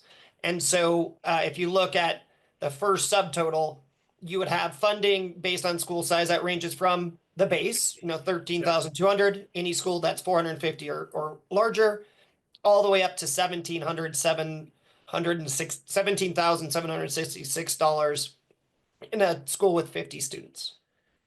Then when you go down below, the average adjustment in the state for district sparsity is $721 per student. Clearly that's going to occur in some places and not in others, but that's the average. And that's really what we showed everywhere else as the average. But what you'll see if you go to the far right column is that on average, you have about $7,500 additional dollars per student going in the system for the school and student adjustments that we laid out in kind of that in the slide up above where you look at all the weights. And so I think it's easy to think a lot about 13,200 and this number that's very different, but you're going to have all these things stacked on top of it, and based on individual district characteristics, this 20,726 will be higher and lower, but on average in the state, that's kind of what the funding will look like when you include all the different adjustments. Yeah, okay, thank you. Bless you. And so, kind of taking that table above and then putting into just that where, the overall pie, where do the dollars come from? What you'll see is still the majority of dollars are going to come from the base. It's a little under 2/3 of the dollars would be coming out of the base.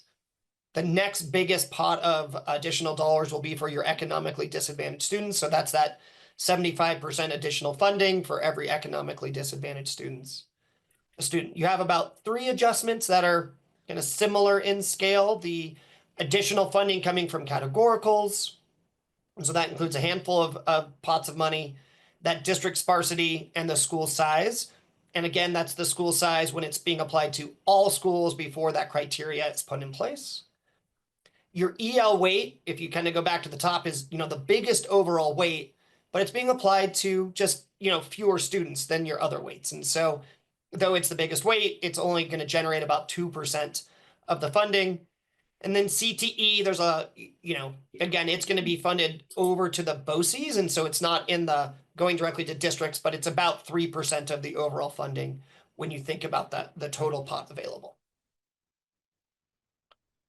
And also if we could, Justin, you can emphasize what is built into the base, because there's also assumptions built in around expanding college and technical education programs in the middle school area, expanding elective opportunities, early childhood education, and being able to reinvest in higher teacher salaries. Yeah, again, that base is adjusted for kind of Vermont context, for Vermont priorities. And so additional funding from, you know, on top of the evidence-based model for mental health and behavioral health, you know, needs for students, those additional staff at the high school to ensure really a robust college and career readiness program and the ability to have that, you know, those different courses, additional electives time for your middle school students, and then traditional school-based CTE also, right? So above the kind of center-based career and technical education, career and technical education opportunities, both at middle school and high school, built into the base amount. Do you have a number that's assigned that specific? I don't need the number, I just want to know that there's actually like a number that you have modeled that says, this is what we think it'll cost to bring CTE programs to the middle school level in some way, shape, or form. In the education funding report that we released last week, there's a table that itemizes the specific resource allocation and assumptions that are built into that. And so a lot of that is assuming certain number of teaching staff that would be required to deliver on that programming. And as we shared last week, you know, we wanted to take an evidence-based approach to ensure that the state dollars could deliver a high quality and robust education, but districts have flexibility with how they spend that. And so that there is local decision-making within this framework to allow for those adjustments. But the modeling around kind of the assumptions and what would be required to deliver on expanded CTE and so forth is built in. On page 7 of Page the 7. report. Presentation is now up. Thank you. Okay, I do have a question about this chart or just the base funding in general. Does it take into account Vermont's, frankly, overwhelming school construction needs? So the base amount does not take into account the construction needs. It has funding for your ongoing maintenance and operations, but it does not have additional funding for facilities needs. And, you know, kind of best practice is not to have facilities funding in your ongoing operational funding, in part because, you know, that funding will fluctuate in need over time. But we recognize, and I think we talked about in the policy brief and other places, there's a clear need for understanding facility costs that are out there and creating a program to start taking care of that. Yeah, I'm having deja vu because I think I asked that question. You gave me the answer. Yeah, sorry. Sorry, there's a lot to cover. Say it again. And so Rep. Collins just wanted to, the maintenance and operations, again, that's on page 7. And then folks can see in the table above kind of how that might break out in terms of staff, aiming for that 3% that we always talk about that we don't achieve, that national standard. So it is that ongoing investment in the buildings that we know has been severely underfunded. Absolutely. Construction is a different question. How would you envision that would work under this funding formula? Would that fall into a district has the ability to raise additional funds above and beyond or what do you do if you know you're ready to consolidate 3 high schools into a comprehensive high school? And the way we've approached this is that, you know, there's some staging that needs to happen in order to think through how we can prioritize those investments. So what's built into the base is to make sure that we're able to maintain our schools so they're not running into the situation 10 years from now where we have significant deferred maintenance. We know that right now, many of our school buildings have significant maintenance challenges and that there's a need for construction improvements. We also need to be thoughtful around where we're going to invest those state dollars. So part of this plan is really thinking strategically around how to have those conversations around consolidation. And then there still is the question around how that will be funded. But we know that that's part of the model. This is baked in to understand kind of year over year how we could support. But certainly this approach is helping us to prioritize and understand, within our portfolio of schools, where to invest those dollars, or to your point, to enhance the opportunities within the district. So it's assuming that there's a staged approach to this and that there's still a need for, exploring additional funding sources for the construction aid to address the different needs. And that would be what I'm trying to derive from that is that, so what you're saying is that it would be a state-funded, state-targeted construction aid program that would cover 100% of construction. So if it was, I guess what I would say, I think there's a lot of policy considerations, right? And so what this proposal is contemplating is that we first need to really kind of stabilize our system, do the work within kind of the new districts to identify where there are opportunities for consolidation, where that would be best served. Then there's exploration around how to fund that and how the school construction aid program would take shape. So it's TBD. Yeah. And I would say that, as we really have dug into the work of around school construction for the past 2 years, what we know is that things like master planning, facilities master planning is critical, right? So it's never just what are we doing with one building? It's what is the role of that building in terms of our larger portfolio, our strategic vision, our enrollment patterns, our ed specs. There's so much work that we still need to do. And then I think also, as Secretary Saunders was just saying, a lot of this work really needs to happen on the ground. And I think that, I get a lot of phone calls from superintendents and facilities managers saying, like, do we just stop? Do we just stop having conversations? And we say, no, please continue to have your conversations. You know which buildings, are in dire shape. You know which buildings are under enrolled. But how might you have these conversations if you were under a different governance structure? And so I think we all know that when our schools have clarity on what the direction is from the state, when they know where we're heading, they're really good at having these conversations. And we see a role for the state in supporting that, but it really has to happen on the ground. There's a level of detail that needs to go into those decisions. And how do you have those conversations if you don't know the direction that the state is going? So as I've said before, that I'm as eager as anybody to move this work forward, but we also need to be cautious here because we really genuinely don't know what the sort of education landscape is going to look like. Once we know that, we can start to move and plan and have those conversations. Well, it is very challenging because everything is contingent on the other thing happening.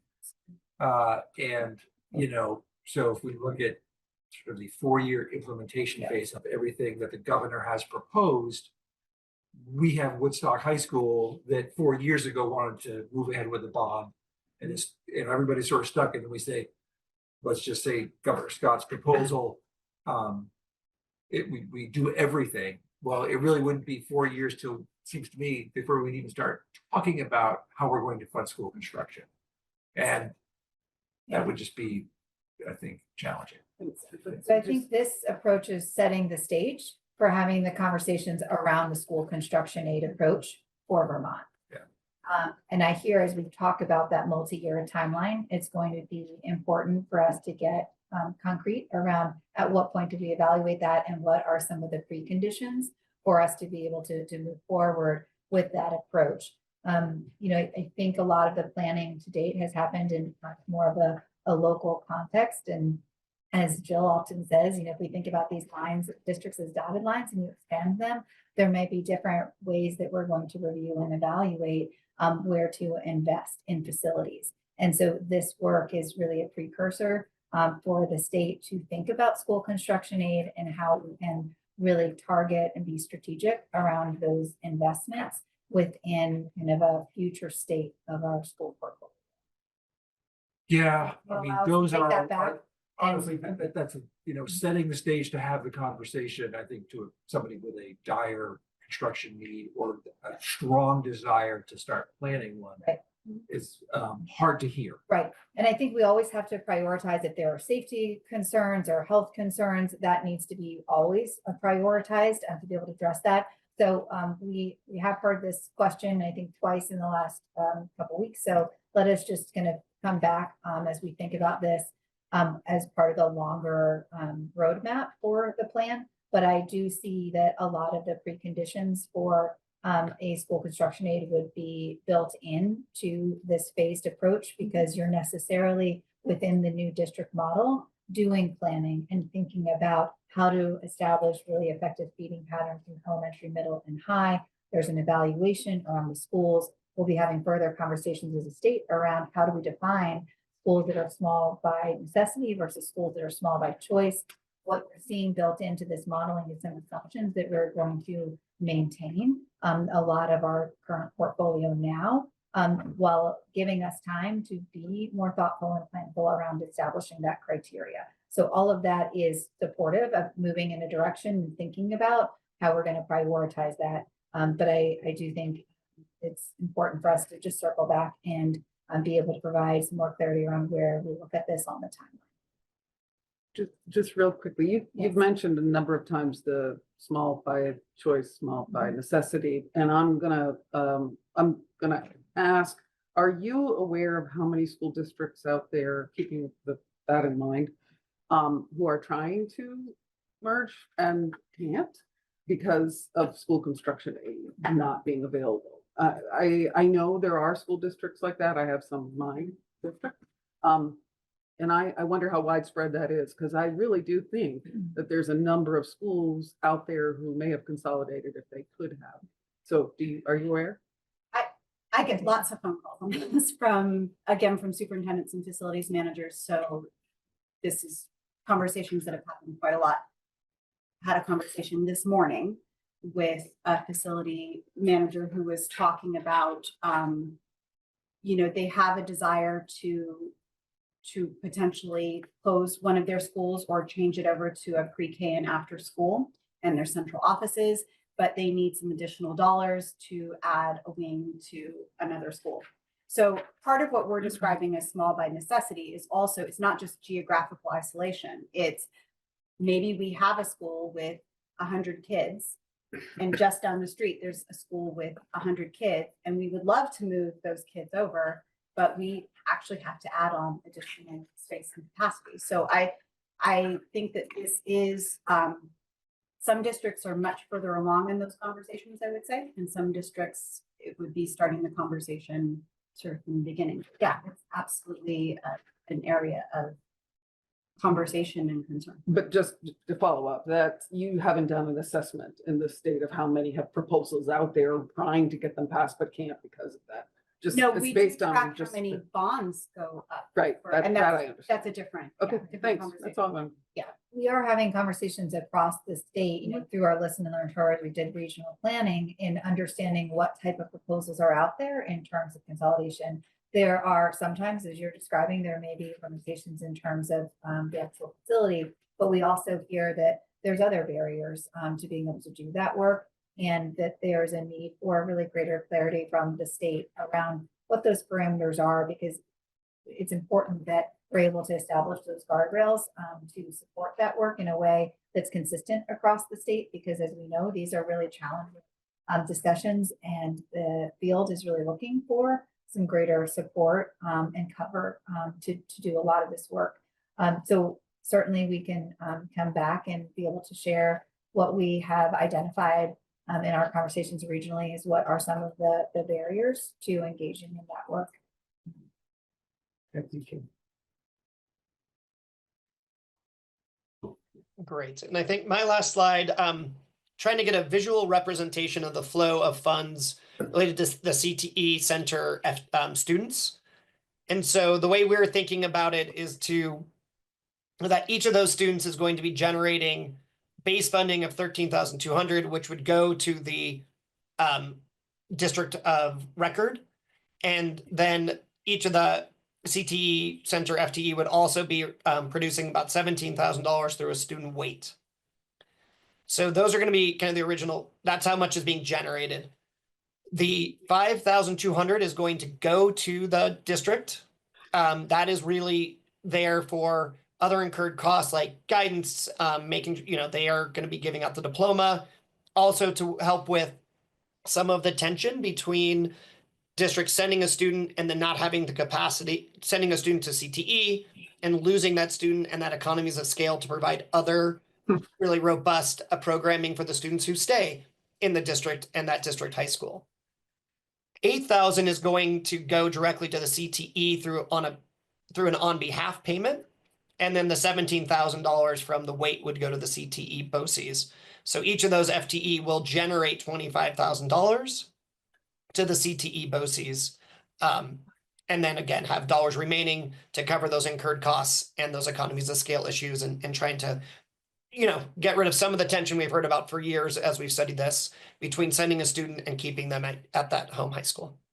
So I'm gonna just ask, this helps a bit. So really what we're saying is a CTE student costs $30,000. Yes. And we're essentially buying away that tension that exists by paying the home district $5,000 to, I think we're compensating for the responsibility. yeah, no, I get it. I get it. Right, I and think then ensuring that that we're appropriately funding staffing and resources to have joint oversight and responsibility of that student's education. And I think it's an articulation of a really clear stated priority, right? Which is to strengthen and support not only the CTE system, but access to CTE, which we know there's another place where we know there's a lot of disparities in terms of access. So it's a reflection of a stated, if budgets are a reflection of priorities, this is a priority. It's shared responsibility and it should be funded.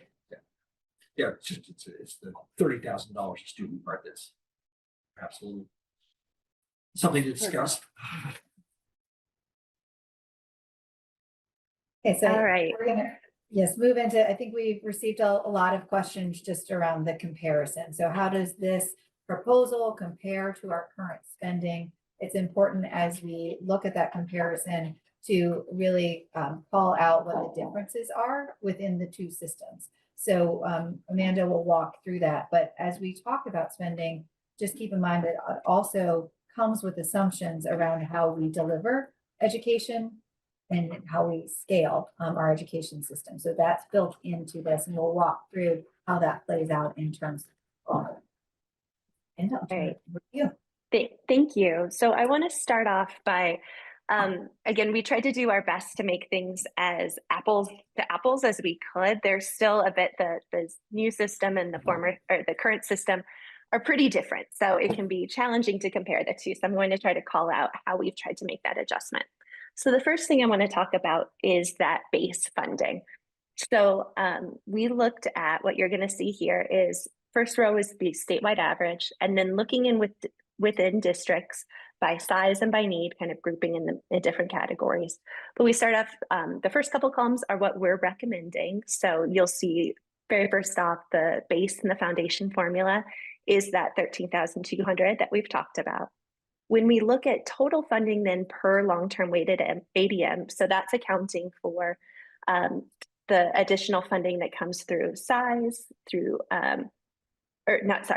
does not count the size and all that. That's part of weighted, my bad. So take a step back. I just made that a little confusing for you all. So the base, so really it's only accounting for those additional categorical adjustments. And when I say that, it's what Justin was talking about earlier, that extra $740 per student for special education and the extra $300 per student for transportation. We are counting it as we compare to current because those funding amounts are being funded out of your current ed spend.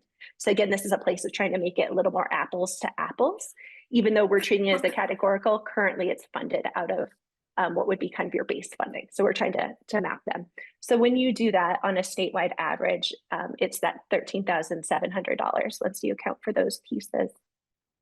And then education spending, Oh, and sorry, the reason it doesn't total up to the 740 plus the 300 is it's also where we're accounting for the fact that we're reducing some categorical funding that districts currently have access through for the technical education, for flexible pathways, for EL services and small adjustments. So when you net it out, it's little shy of $700 total between all of those categorical adjustments. So comparing that to current, I want to show you two comparison figures.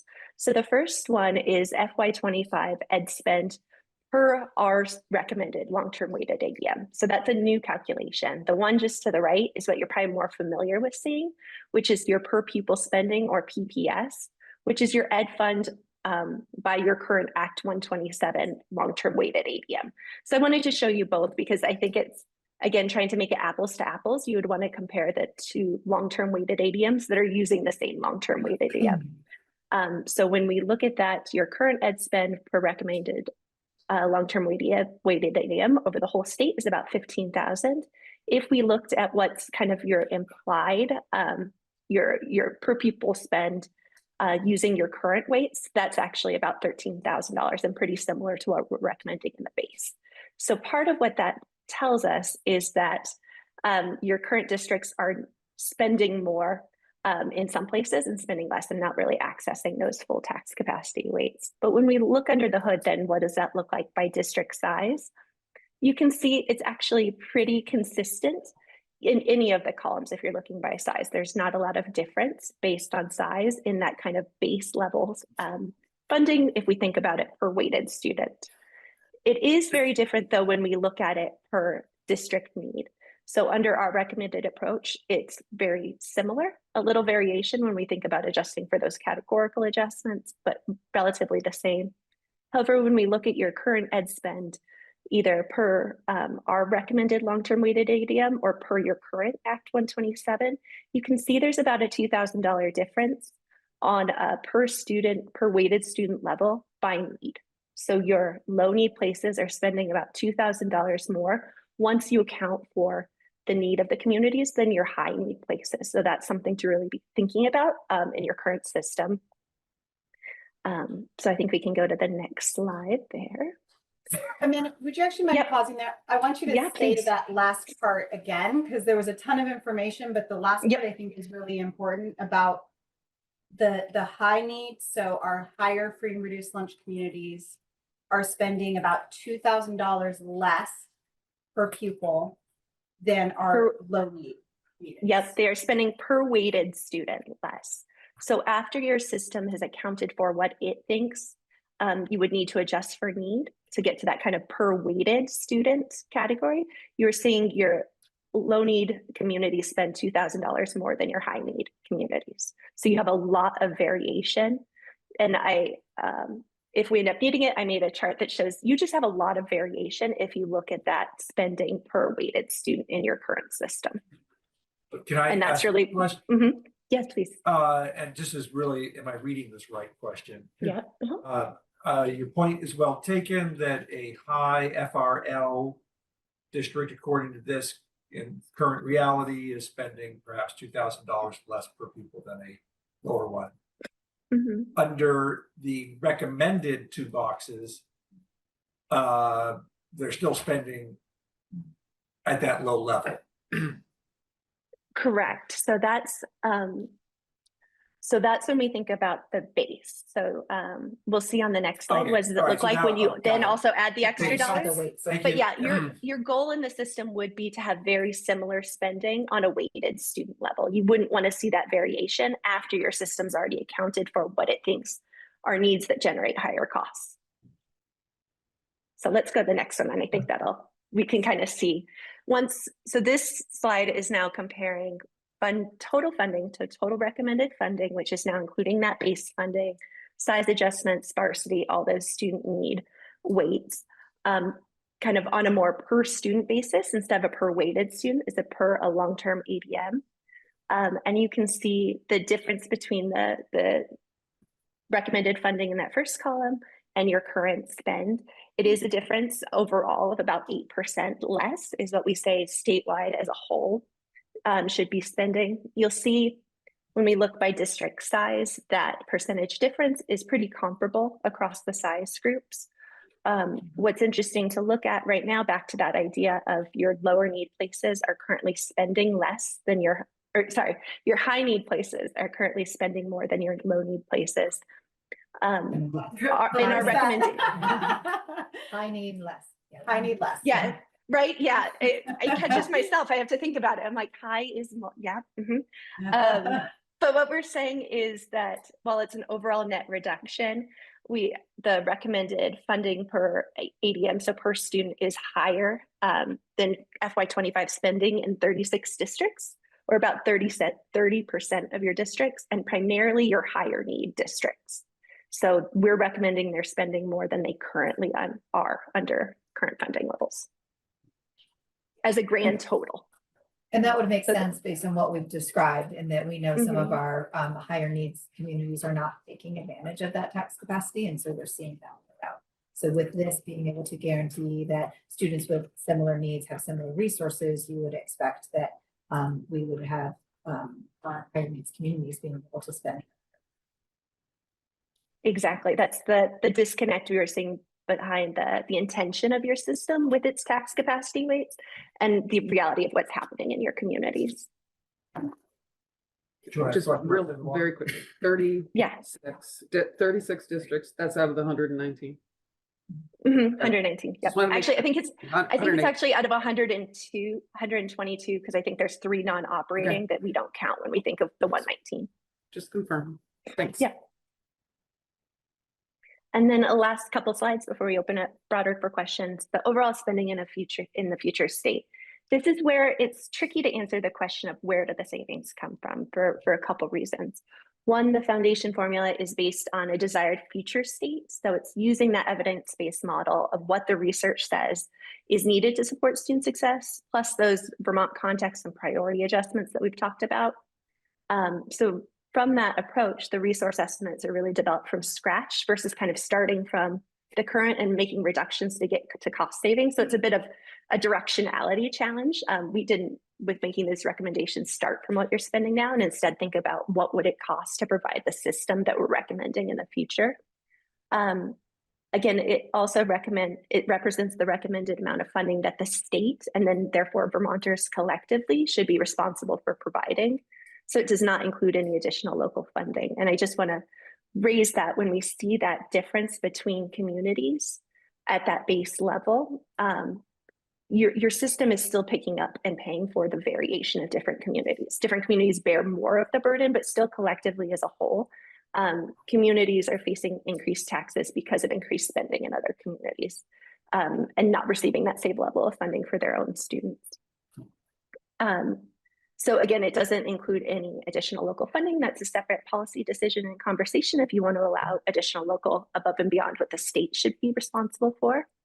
And we talked about that variation that you have in spending between communities right now. So that means that differences between recommended and current spending differ widely by community due to their existing variation. And then we are seeing no change or increases in about 1/3 of communities, which are often high need. So again, it's a net reduction overall for the whole state, but not in every single community. And then to Secretary Saunders' point earlier, local communities will decide how to use funding. So it's, again, hard to quantify exactly where savings will come from when people can choose to use dollars differently from place to place. So going to I'm sorry, the last statement here, overall spending in the future state, local communities will decide how to use funding. I mean, in the state that is envisioned in Governor Scott's proposal. In the proposed 5 school districts. Yeah, okay. So what we've modeled in here is, again, to make sure that the amount being provided will resource a very well-rounded whole child education. And so there's assumptions built in around how you can staff for that at different size schools. We are also building into this assumptions around class size. And then beyond that, there's flexibility with how you might make adjustments. So you might have a mental health counselor, you might have a community schools coordinator, right? So those are the types of adjustments that would be made based on the needs of the community. So we would love to come back next week and provide some examples around how you would do budgeting. So thinking about a school district of about 15,000, we'll kind of quantify what the needs are. Here are the dollars that would be available. What are the different choices that can be made with budgeting? So the one choice might be to continue to have and operate very small elementary schools. That's a choice that affects other budgeting other places. You might make a different choice to think about expanding high school programming, and how do you actually support that? There may need to be some consolidation conversations at the elementary middle level. So those are the types of choices that, as a new district in a much larger region, would have local control in making to be able to meet the needs of their communities. Just to be clear, the word community is a little vague, a little The larger- abstract. We're talking about the larger school district versus Yes. smaller school districts as we have today. Yes. Yes, next question. Yes, a couple. Am I reading correctly in the longer narrative of the materials we got on Friday with all the kind of methodology that the identified efficient district size is about 3,900 students? That is a number that a lot of the assumptions are based on. This is probably a question for you. Minimum. But then there's adjustments based on size of the district. Yeah, Right, no, that that's central exactly office. right. That's at the point where you start on a per student level, seeing your costs be relatively flat. So when we talk about an efficiency point, that's what we mean, is that at that point, whether you have 3,900 students or 20,000, your costs on a per student level are the same or similar. Okay, so I think then that this is much more probably the political question then of, so if we're talking about the sort of efficiency peak of districts of, about 4,000 kids, why are we talking about districts of 34,000 kids when that's such a huge shift and change?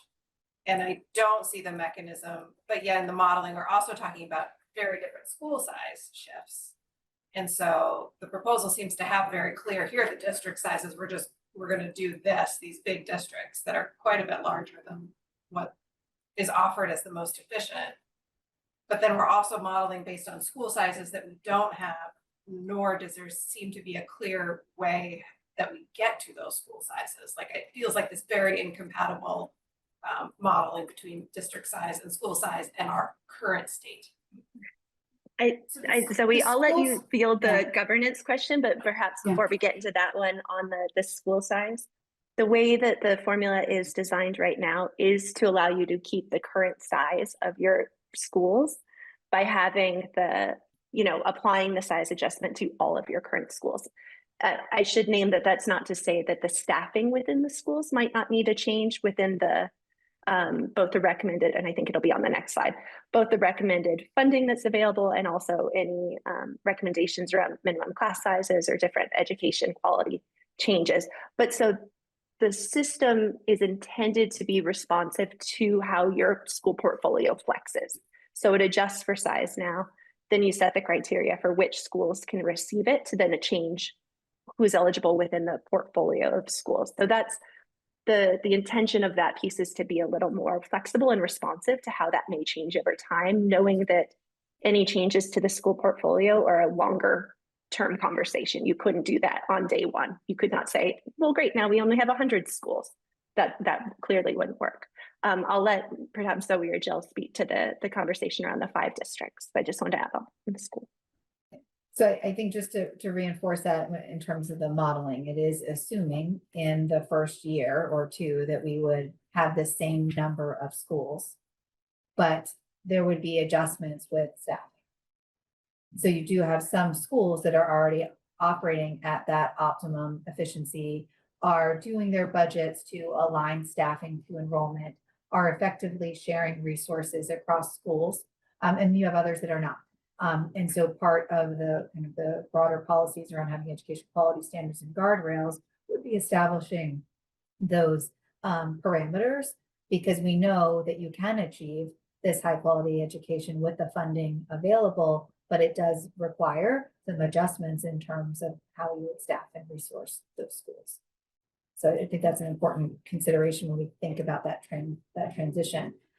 In terms of the district size, I think back to the last legislative session, there was a lot of conversation around how do we provide the shared services and support that's needed. There was a recognition that within our current structure, many districts will struggle to bring in specialized services and resources in special ed and other areas to provide that envelope, particularly around our smaller schools and our smaller districts. At the time, the legislature passed the BOCES bill, Board of Cooperative Education Services, and that really is another layer on top of our existing system to provide that service. And I think there's been some questions around designed well that can work effectively, but it could also run the risk of creating additional bureaucracy on top of an overly bureaucratic school governance factor and potentially an additional cost.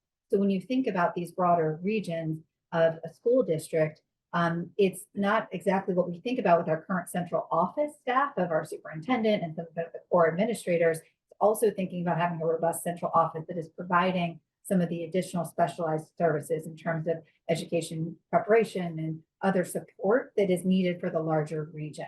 So I think it's important to make that distinction that this is not just thinking about, it's thinking about our central office differently and having expanded capacities to provide that support. And then when we're talking about the BOCES, we do recognize that there's a role for that statewide in terms of being able to provide those specialized services in CTE and special ed.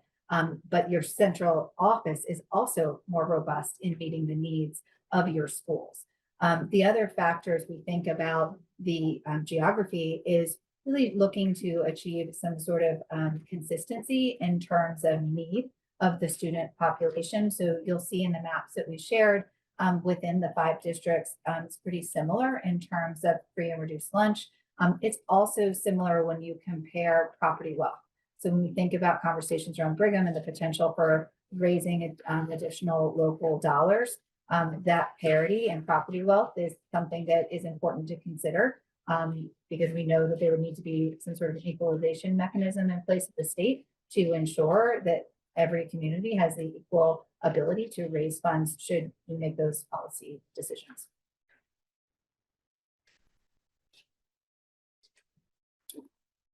I might follow up on this whole idea of ideal school district size. I'm not sure that 15,000 is in the literature that I've seen.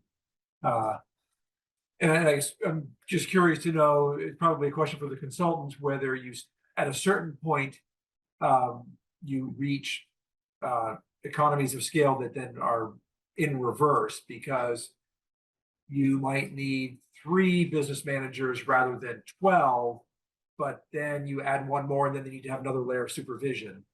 I'm just curious to know if there is a point at which you sort of move from it being slimmed down, nimble, the size you want versus getting too big. So now you've got supervisors of people who didn't need supervisors before, that sort of thing. And I think it's a very good. Yeah, I was just going to say that's a very sweet spot. Exactly. And I was going to say, Justin, I'd look to you if you know the specific numbers. From what our experience, you don't hit those like inefficiencies until you get to very large districts, well above the size that you could, even above the number of students you have statewide, before I think you would start having that issue. But Justin, if there's any more specifics you want to put on that. No, man, I think you're absolutely right. I think that there are no states, I believe, who adjust for that, larger size inefficiency or economies of scale issue. But again, I think as Amanda said, the districts even that we're talking about, which seem very, very big for Vermont, would not fit into that profile of becoming, inefficient on the large side. And I would just sort of, as you're thinking through this, I think certainly there's other governance structures that could be contemplated. And so I think it's just a matter of what we've sort of articulated here is that we landed on this not by accident, right? Mm-hmm. We started in different places and we modeled different ways to organize this. This wasn't the first thing that we came up with. Mm-hmm. And so we landed on this because through a series of, understanding what our goals were, this was the model that actually achieved those goals. And when we did the modeling around property tax wealth, the characteristics of students being able to deliver at a regional level, what we're sort of hoping that BOCES might do, this was the structure that fit those goals And we were able to have sort of really clearly articulated reasons why we landed on it. So I think just as you're contemplating other ways to organize, it's that same sort of, what is our goal, right? And I want to like recognize this feels big and it feels different. So we're not ignoring that. But what is the goal that you're trying to achieve? And this was the way that we were able to achieve that in really clear terms. And as we did the modeling, what arose from it was we were achieving these things that we said we wanted to do. So I think you're bringing up kind of one of the crucial questions here. And there are our goals, sort of like for education, there are our goals for the people that we represent, Vermonters. And I think it's fair to say that the idea of a 5-district state is a pretty big, it's a very tall offer to put out there and say, we're going to move there. So my question would be, the foundation formula that we have in front of us is predicated on the 5 districts. Is there sort of do you have a table or whatever that says, well, if we moved the number of districts lever up, then the foundation formula moves in this direction? Joint fiscal office has all of the data available and could do. The question is that doable? Yeah, so I mean, Maybe a different system, yeah. yeah, I mean, I think everything's very interconnected to your point, right? And so any adjustment to one component, whether we establish different class size ratios, right, would affect the modeling as well. If we establish different district configurations, that would affect the modeling. If we make different choices around what to prioritize in the base, that affects all of the modeling. So it's all very interconnected as you're describing. I think one thing that's really important is, what are we hoping to achieve? So to your question around, smaller districts, what are we hoping to achieve with smaller districts? And then I think, as we've all talked about, there's multiple pathways to get to a goal. But I think it's really important for us to articulate what that goal is, because this is very different, right? So it is important for us to pause and think about, what could we get here? So if you think about, this is a different structure where, we're able to pay our educators more. You're able to have broader regional support system in place where we have services that right now many districts cannot access. There's a certain scale that we need to get to be able to deliver on those. And so there's also a broader conversation around statewide capacity. When we think about what type of services and support are needed from agency of education to the districts to the schools, is all part of this conversation, and really thinking about how we develop an approach that's really going to support the entire state, and thinking about what expertise and resources do we need at every level. We know that there's also conversations around engagement, right? Like, how do we promote engagement within this model? It's really shifting the thinking from engaging around the decisions around the budget, and thinking about how do you engage locally with your school in making decisions around how to resource with the funding available. So it is a shift, and we recognize that. Part of what we're working on is to more clearly describe what this government structure would look like, and what some of those additional value added opportunities there are with scale, while still allowing for that engagement at the school level, right? And that's the balance that I think we're all trying to strike, because it is really important that that local customization is part of the system. And articulating the experience of the student, parent, the community member, the district office, the educator. What does it look like in this system? It is a lot. I'm gonna repeat something that Zoe just said, which is, let's contemplate what we gain from this structure, which feels big and different, but what might be gained from having it this way. And I think it would be safe to say that if we were starting with an empty state that had no infrastructure or school or anybody living in it, and we wanted to create from scratch, everything you're saying is right on the money. It's how do we navigate 250 years of tradition, evolution, and that's, and when we talk about what we lose and what we gain, or when we talk about what we gain, we can't, this group can't not talk about what we lose. Sure.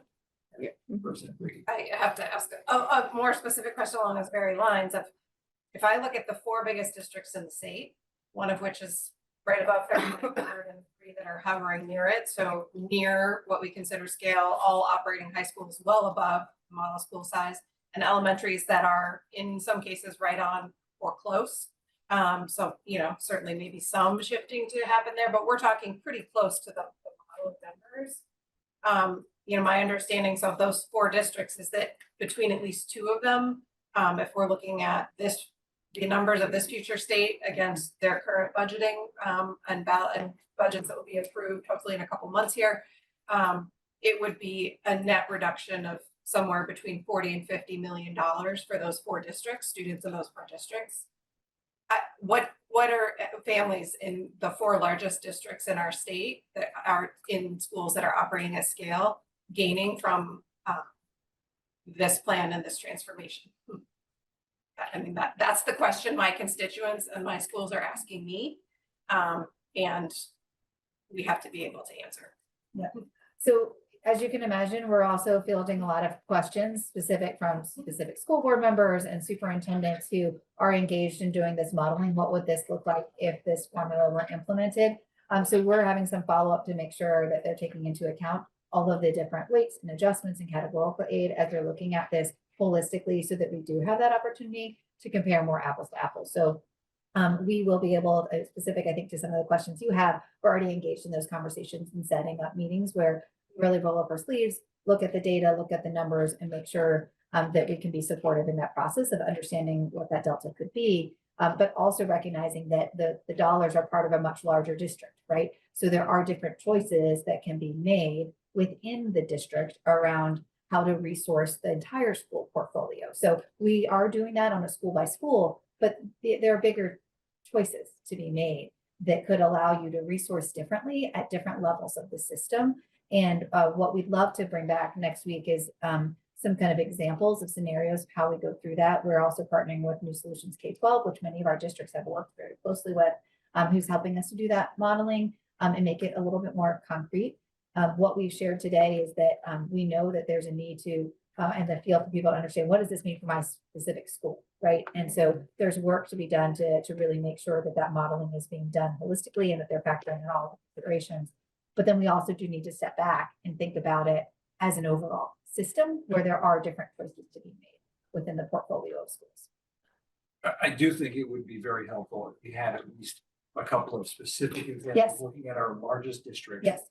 And saying, in this case, maybe the district you're talking about did their math wrong. But maybe they got to figure out how to Not save $20 million. Including everything. Yeah. So, but Yeah. those are really important questions, and we've already committed to the field of having those follow-ups. We're scheduling those right now to really dive deeper, and that's particularly true for the larger districts where we're having those conversations. So yes, we are committed to doing that work. So I'd say we have talked around the very emotional issue of closing small schools or inefficient schools. I think the language in the policy brief said something like schools that were found to be, let's just say, non-viable or whatever, would be invited to merge with another school as if they would consider that an opportunity. Mhm. And you know, it's the question I have is more not whether we have too many school buildings and if that's costing us money. I think that question is answered. It would be more of, under this future state, how does that happen? Is it the smaller school board that is frankly just going to have to make the call, or is it an AOE thing? So as part of the overall transition planning, as you know, there's going to be a shift in this proposed model from the existing board structure to the new board structure. The current boards would be really focusing on the closeout activities and doing an inventory and evaluation of where they are, right? That's an opportunity from the ground up to highlight where there are challenges, opportunities, considerations that the future board would need to contemplate as they do the broader planning. And then within the new districts, there would need to be work done in reviewing all of that, self-evaluation through the district quality standards, really thinking holistically around the whole district and how to organize in terms of creating those really strong feeding patterns in different zones across the district. And that would need to be part of the new district's decision-making. We know that there needs to be a lot of strong guidance around that work so that there is fairness in how districts approach that across the state. And so we would be working to develop those tools and resources, along with policy decisions that the General Assembly would make as we think about how do we really define education quality and financial solvency. Right? Those are going to be two important guideposts to this work. The And then small. maybe you and I will be part of this rest. Maybe. We also were supposed to be down with Senate in 7 minutes. Okay, Yeah. last question. Really quick question. We will probably be for back. APA, the small school adjustment piece that you walked us through, the glide path. Uh-huh. How many years does that piece exist in your modeling? So that the adjustment itself would continue forever in the formula, or as long as until you update the formula again. It's who's eligible to receive it, the criteria that could change over time, but the adjustment itself would not change in the formula because you will always have schools that are small by necessity that you need to adjust for the costs of. But those 50, 100, those will continue to exist? The adjustments for those size. So the initial, Yes, that I think I'm going to answer your question. Yep. The modeling of the overall spending assumes that those smaller schools exist within the portfolio. Additional cost savings and efficiency could be achieved through consolidation. And that's where we would need to be clear around defining those criteria, those parameters to achieving that. But I would also add that the modeling that you're seeing there, and I think this is what Amanda was pointing to, we will have schools that by necessity, however we define that, will continue to be small. And so what APA has done is made some changes to our current small school weight so that it is that glide path. That weight will continue to exist, but who gets the benefit of that weight as being small by necessity, however we define that, that's outside the funding system. That's a policy choice. And that is, exactly, I think sort of what you've been pointing to is how are we defining which schools are small by necessity and which are small by choice? That's something that we need to articulate through policy, but it's agnostic of the funding system. All right. Well lot said, Jill. more Thank you. there. A lot more there, but I do want you to be on time. So we'll close here. Plenty more to discuss in the future. Thanks for the time.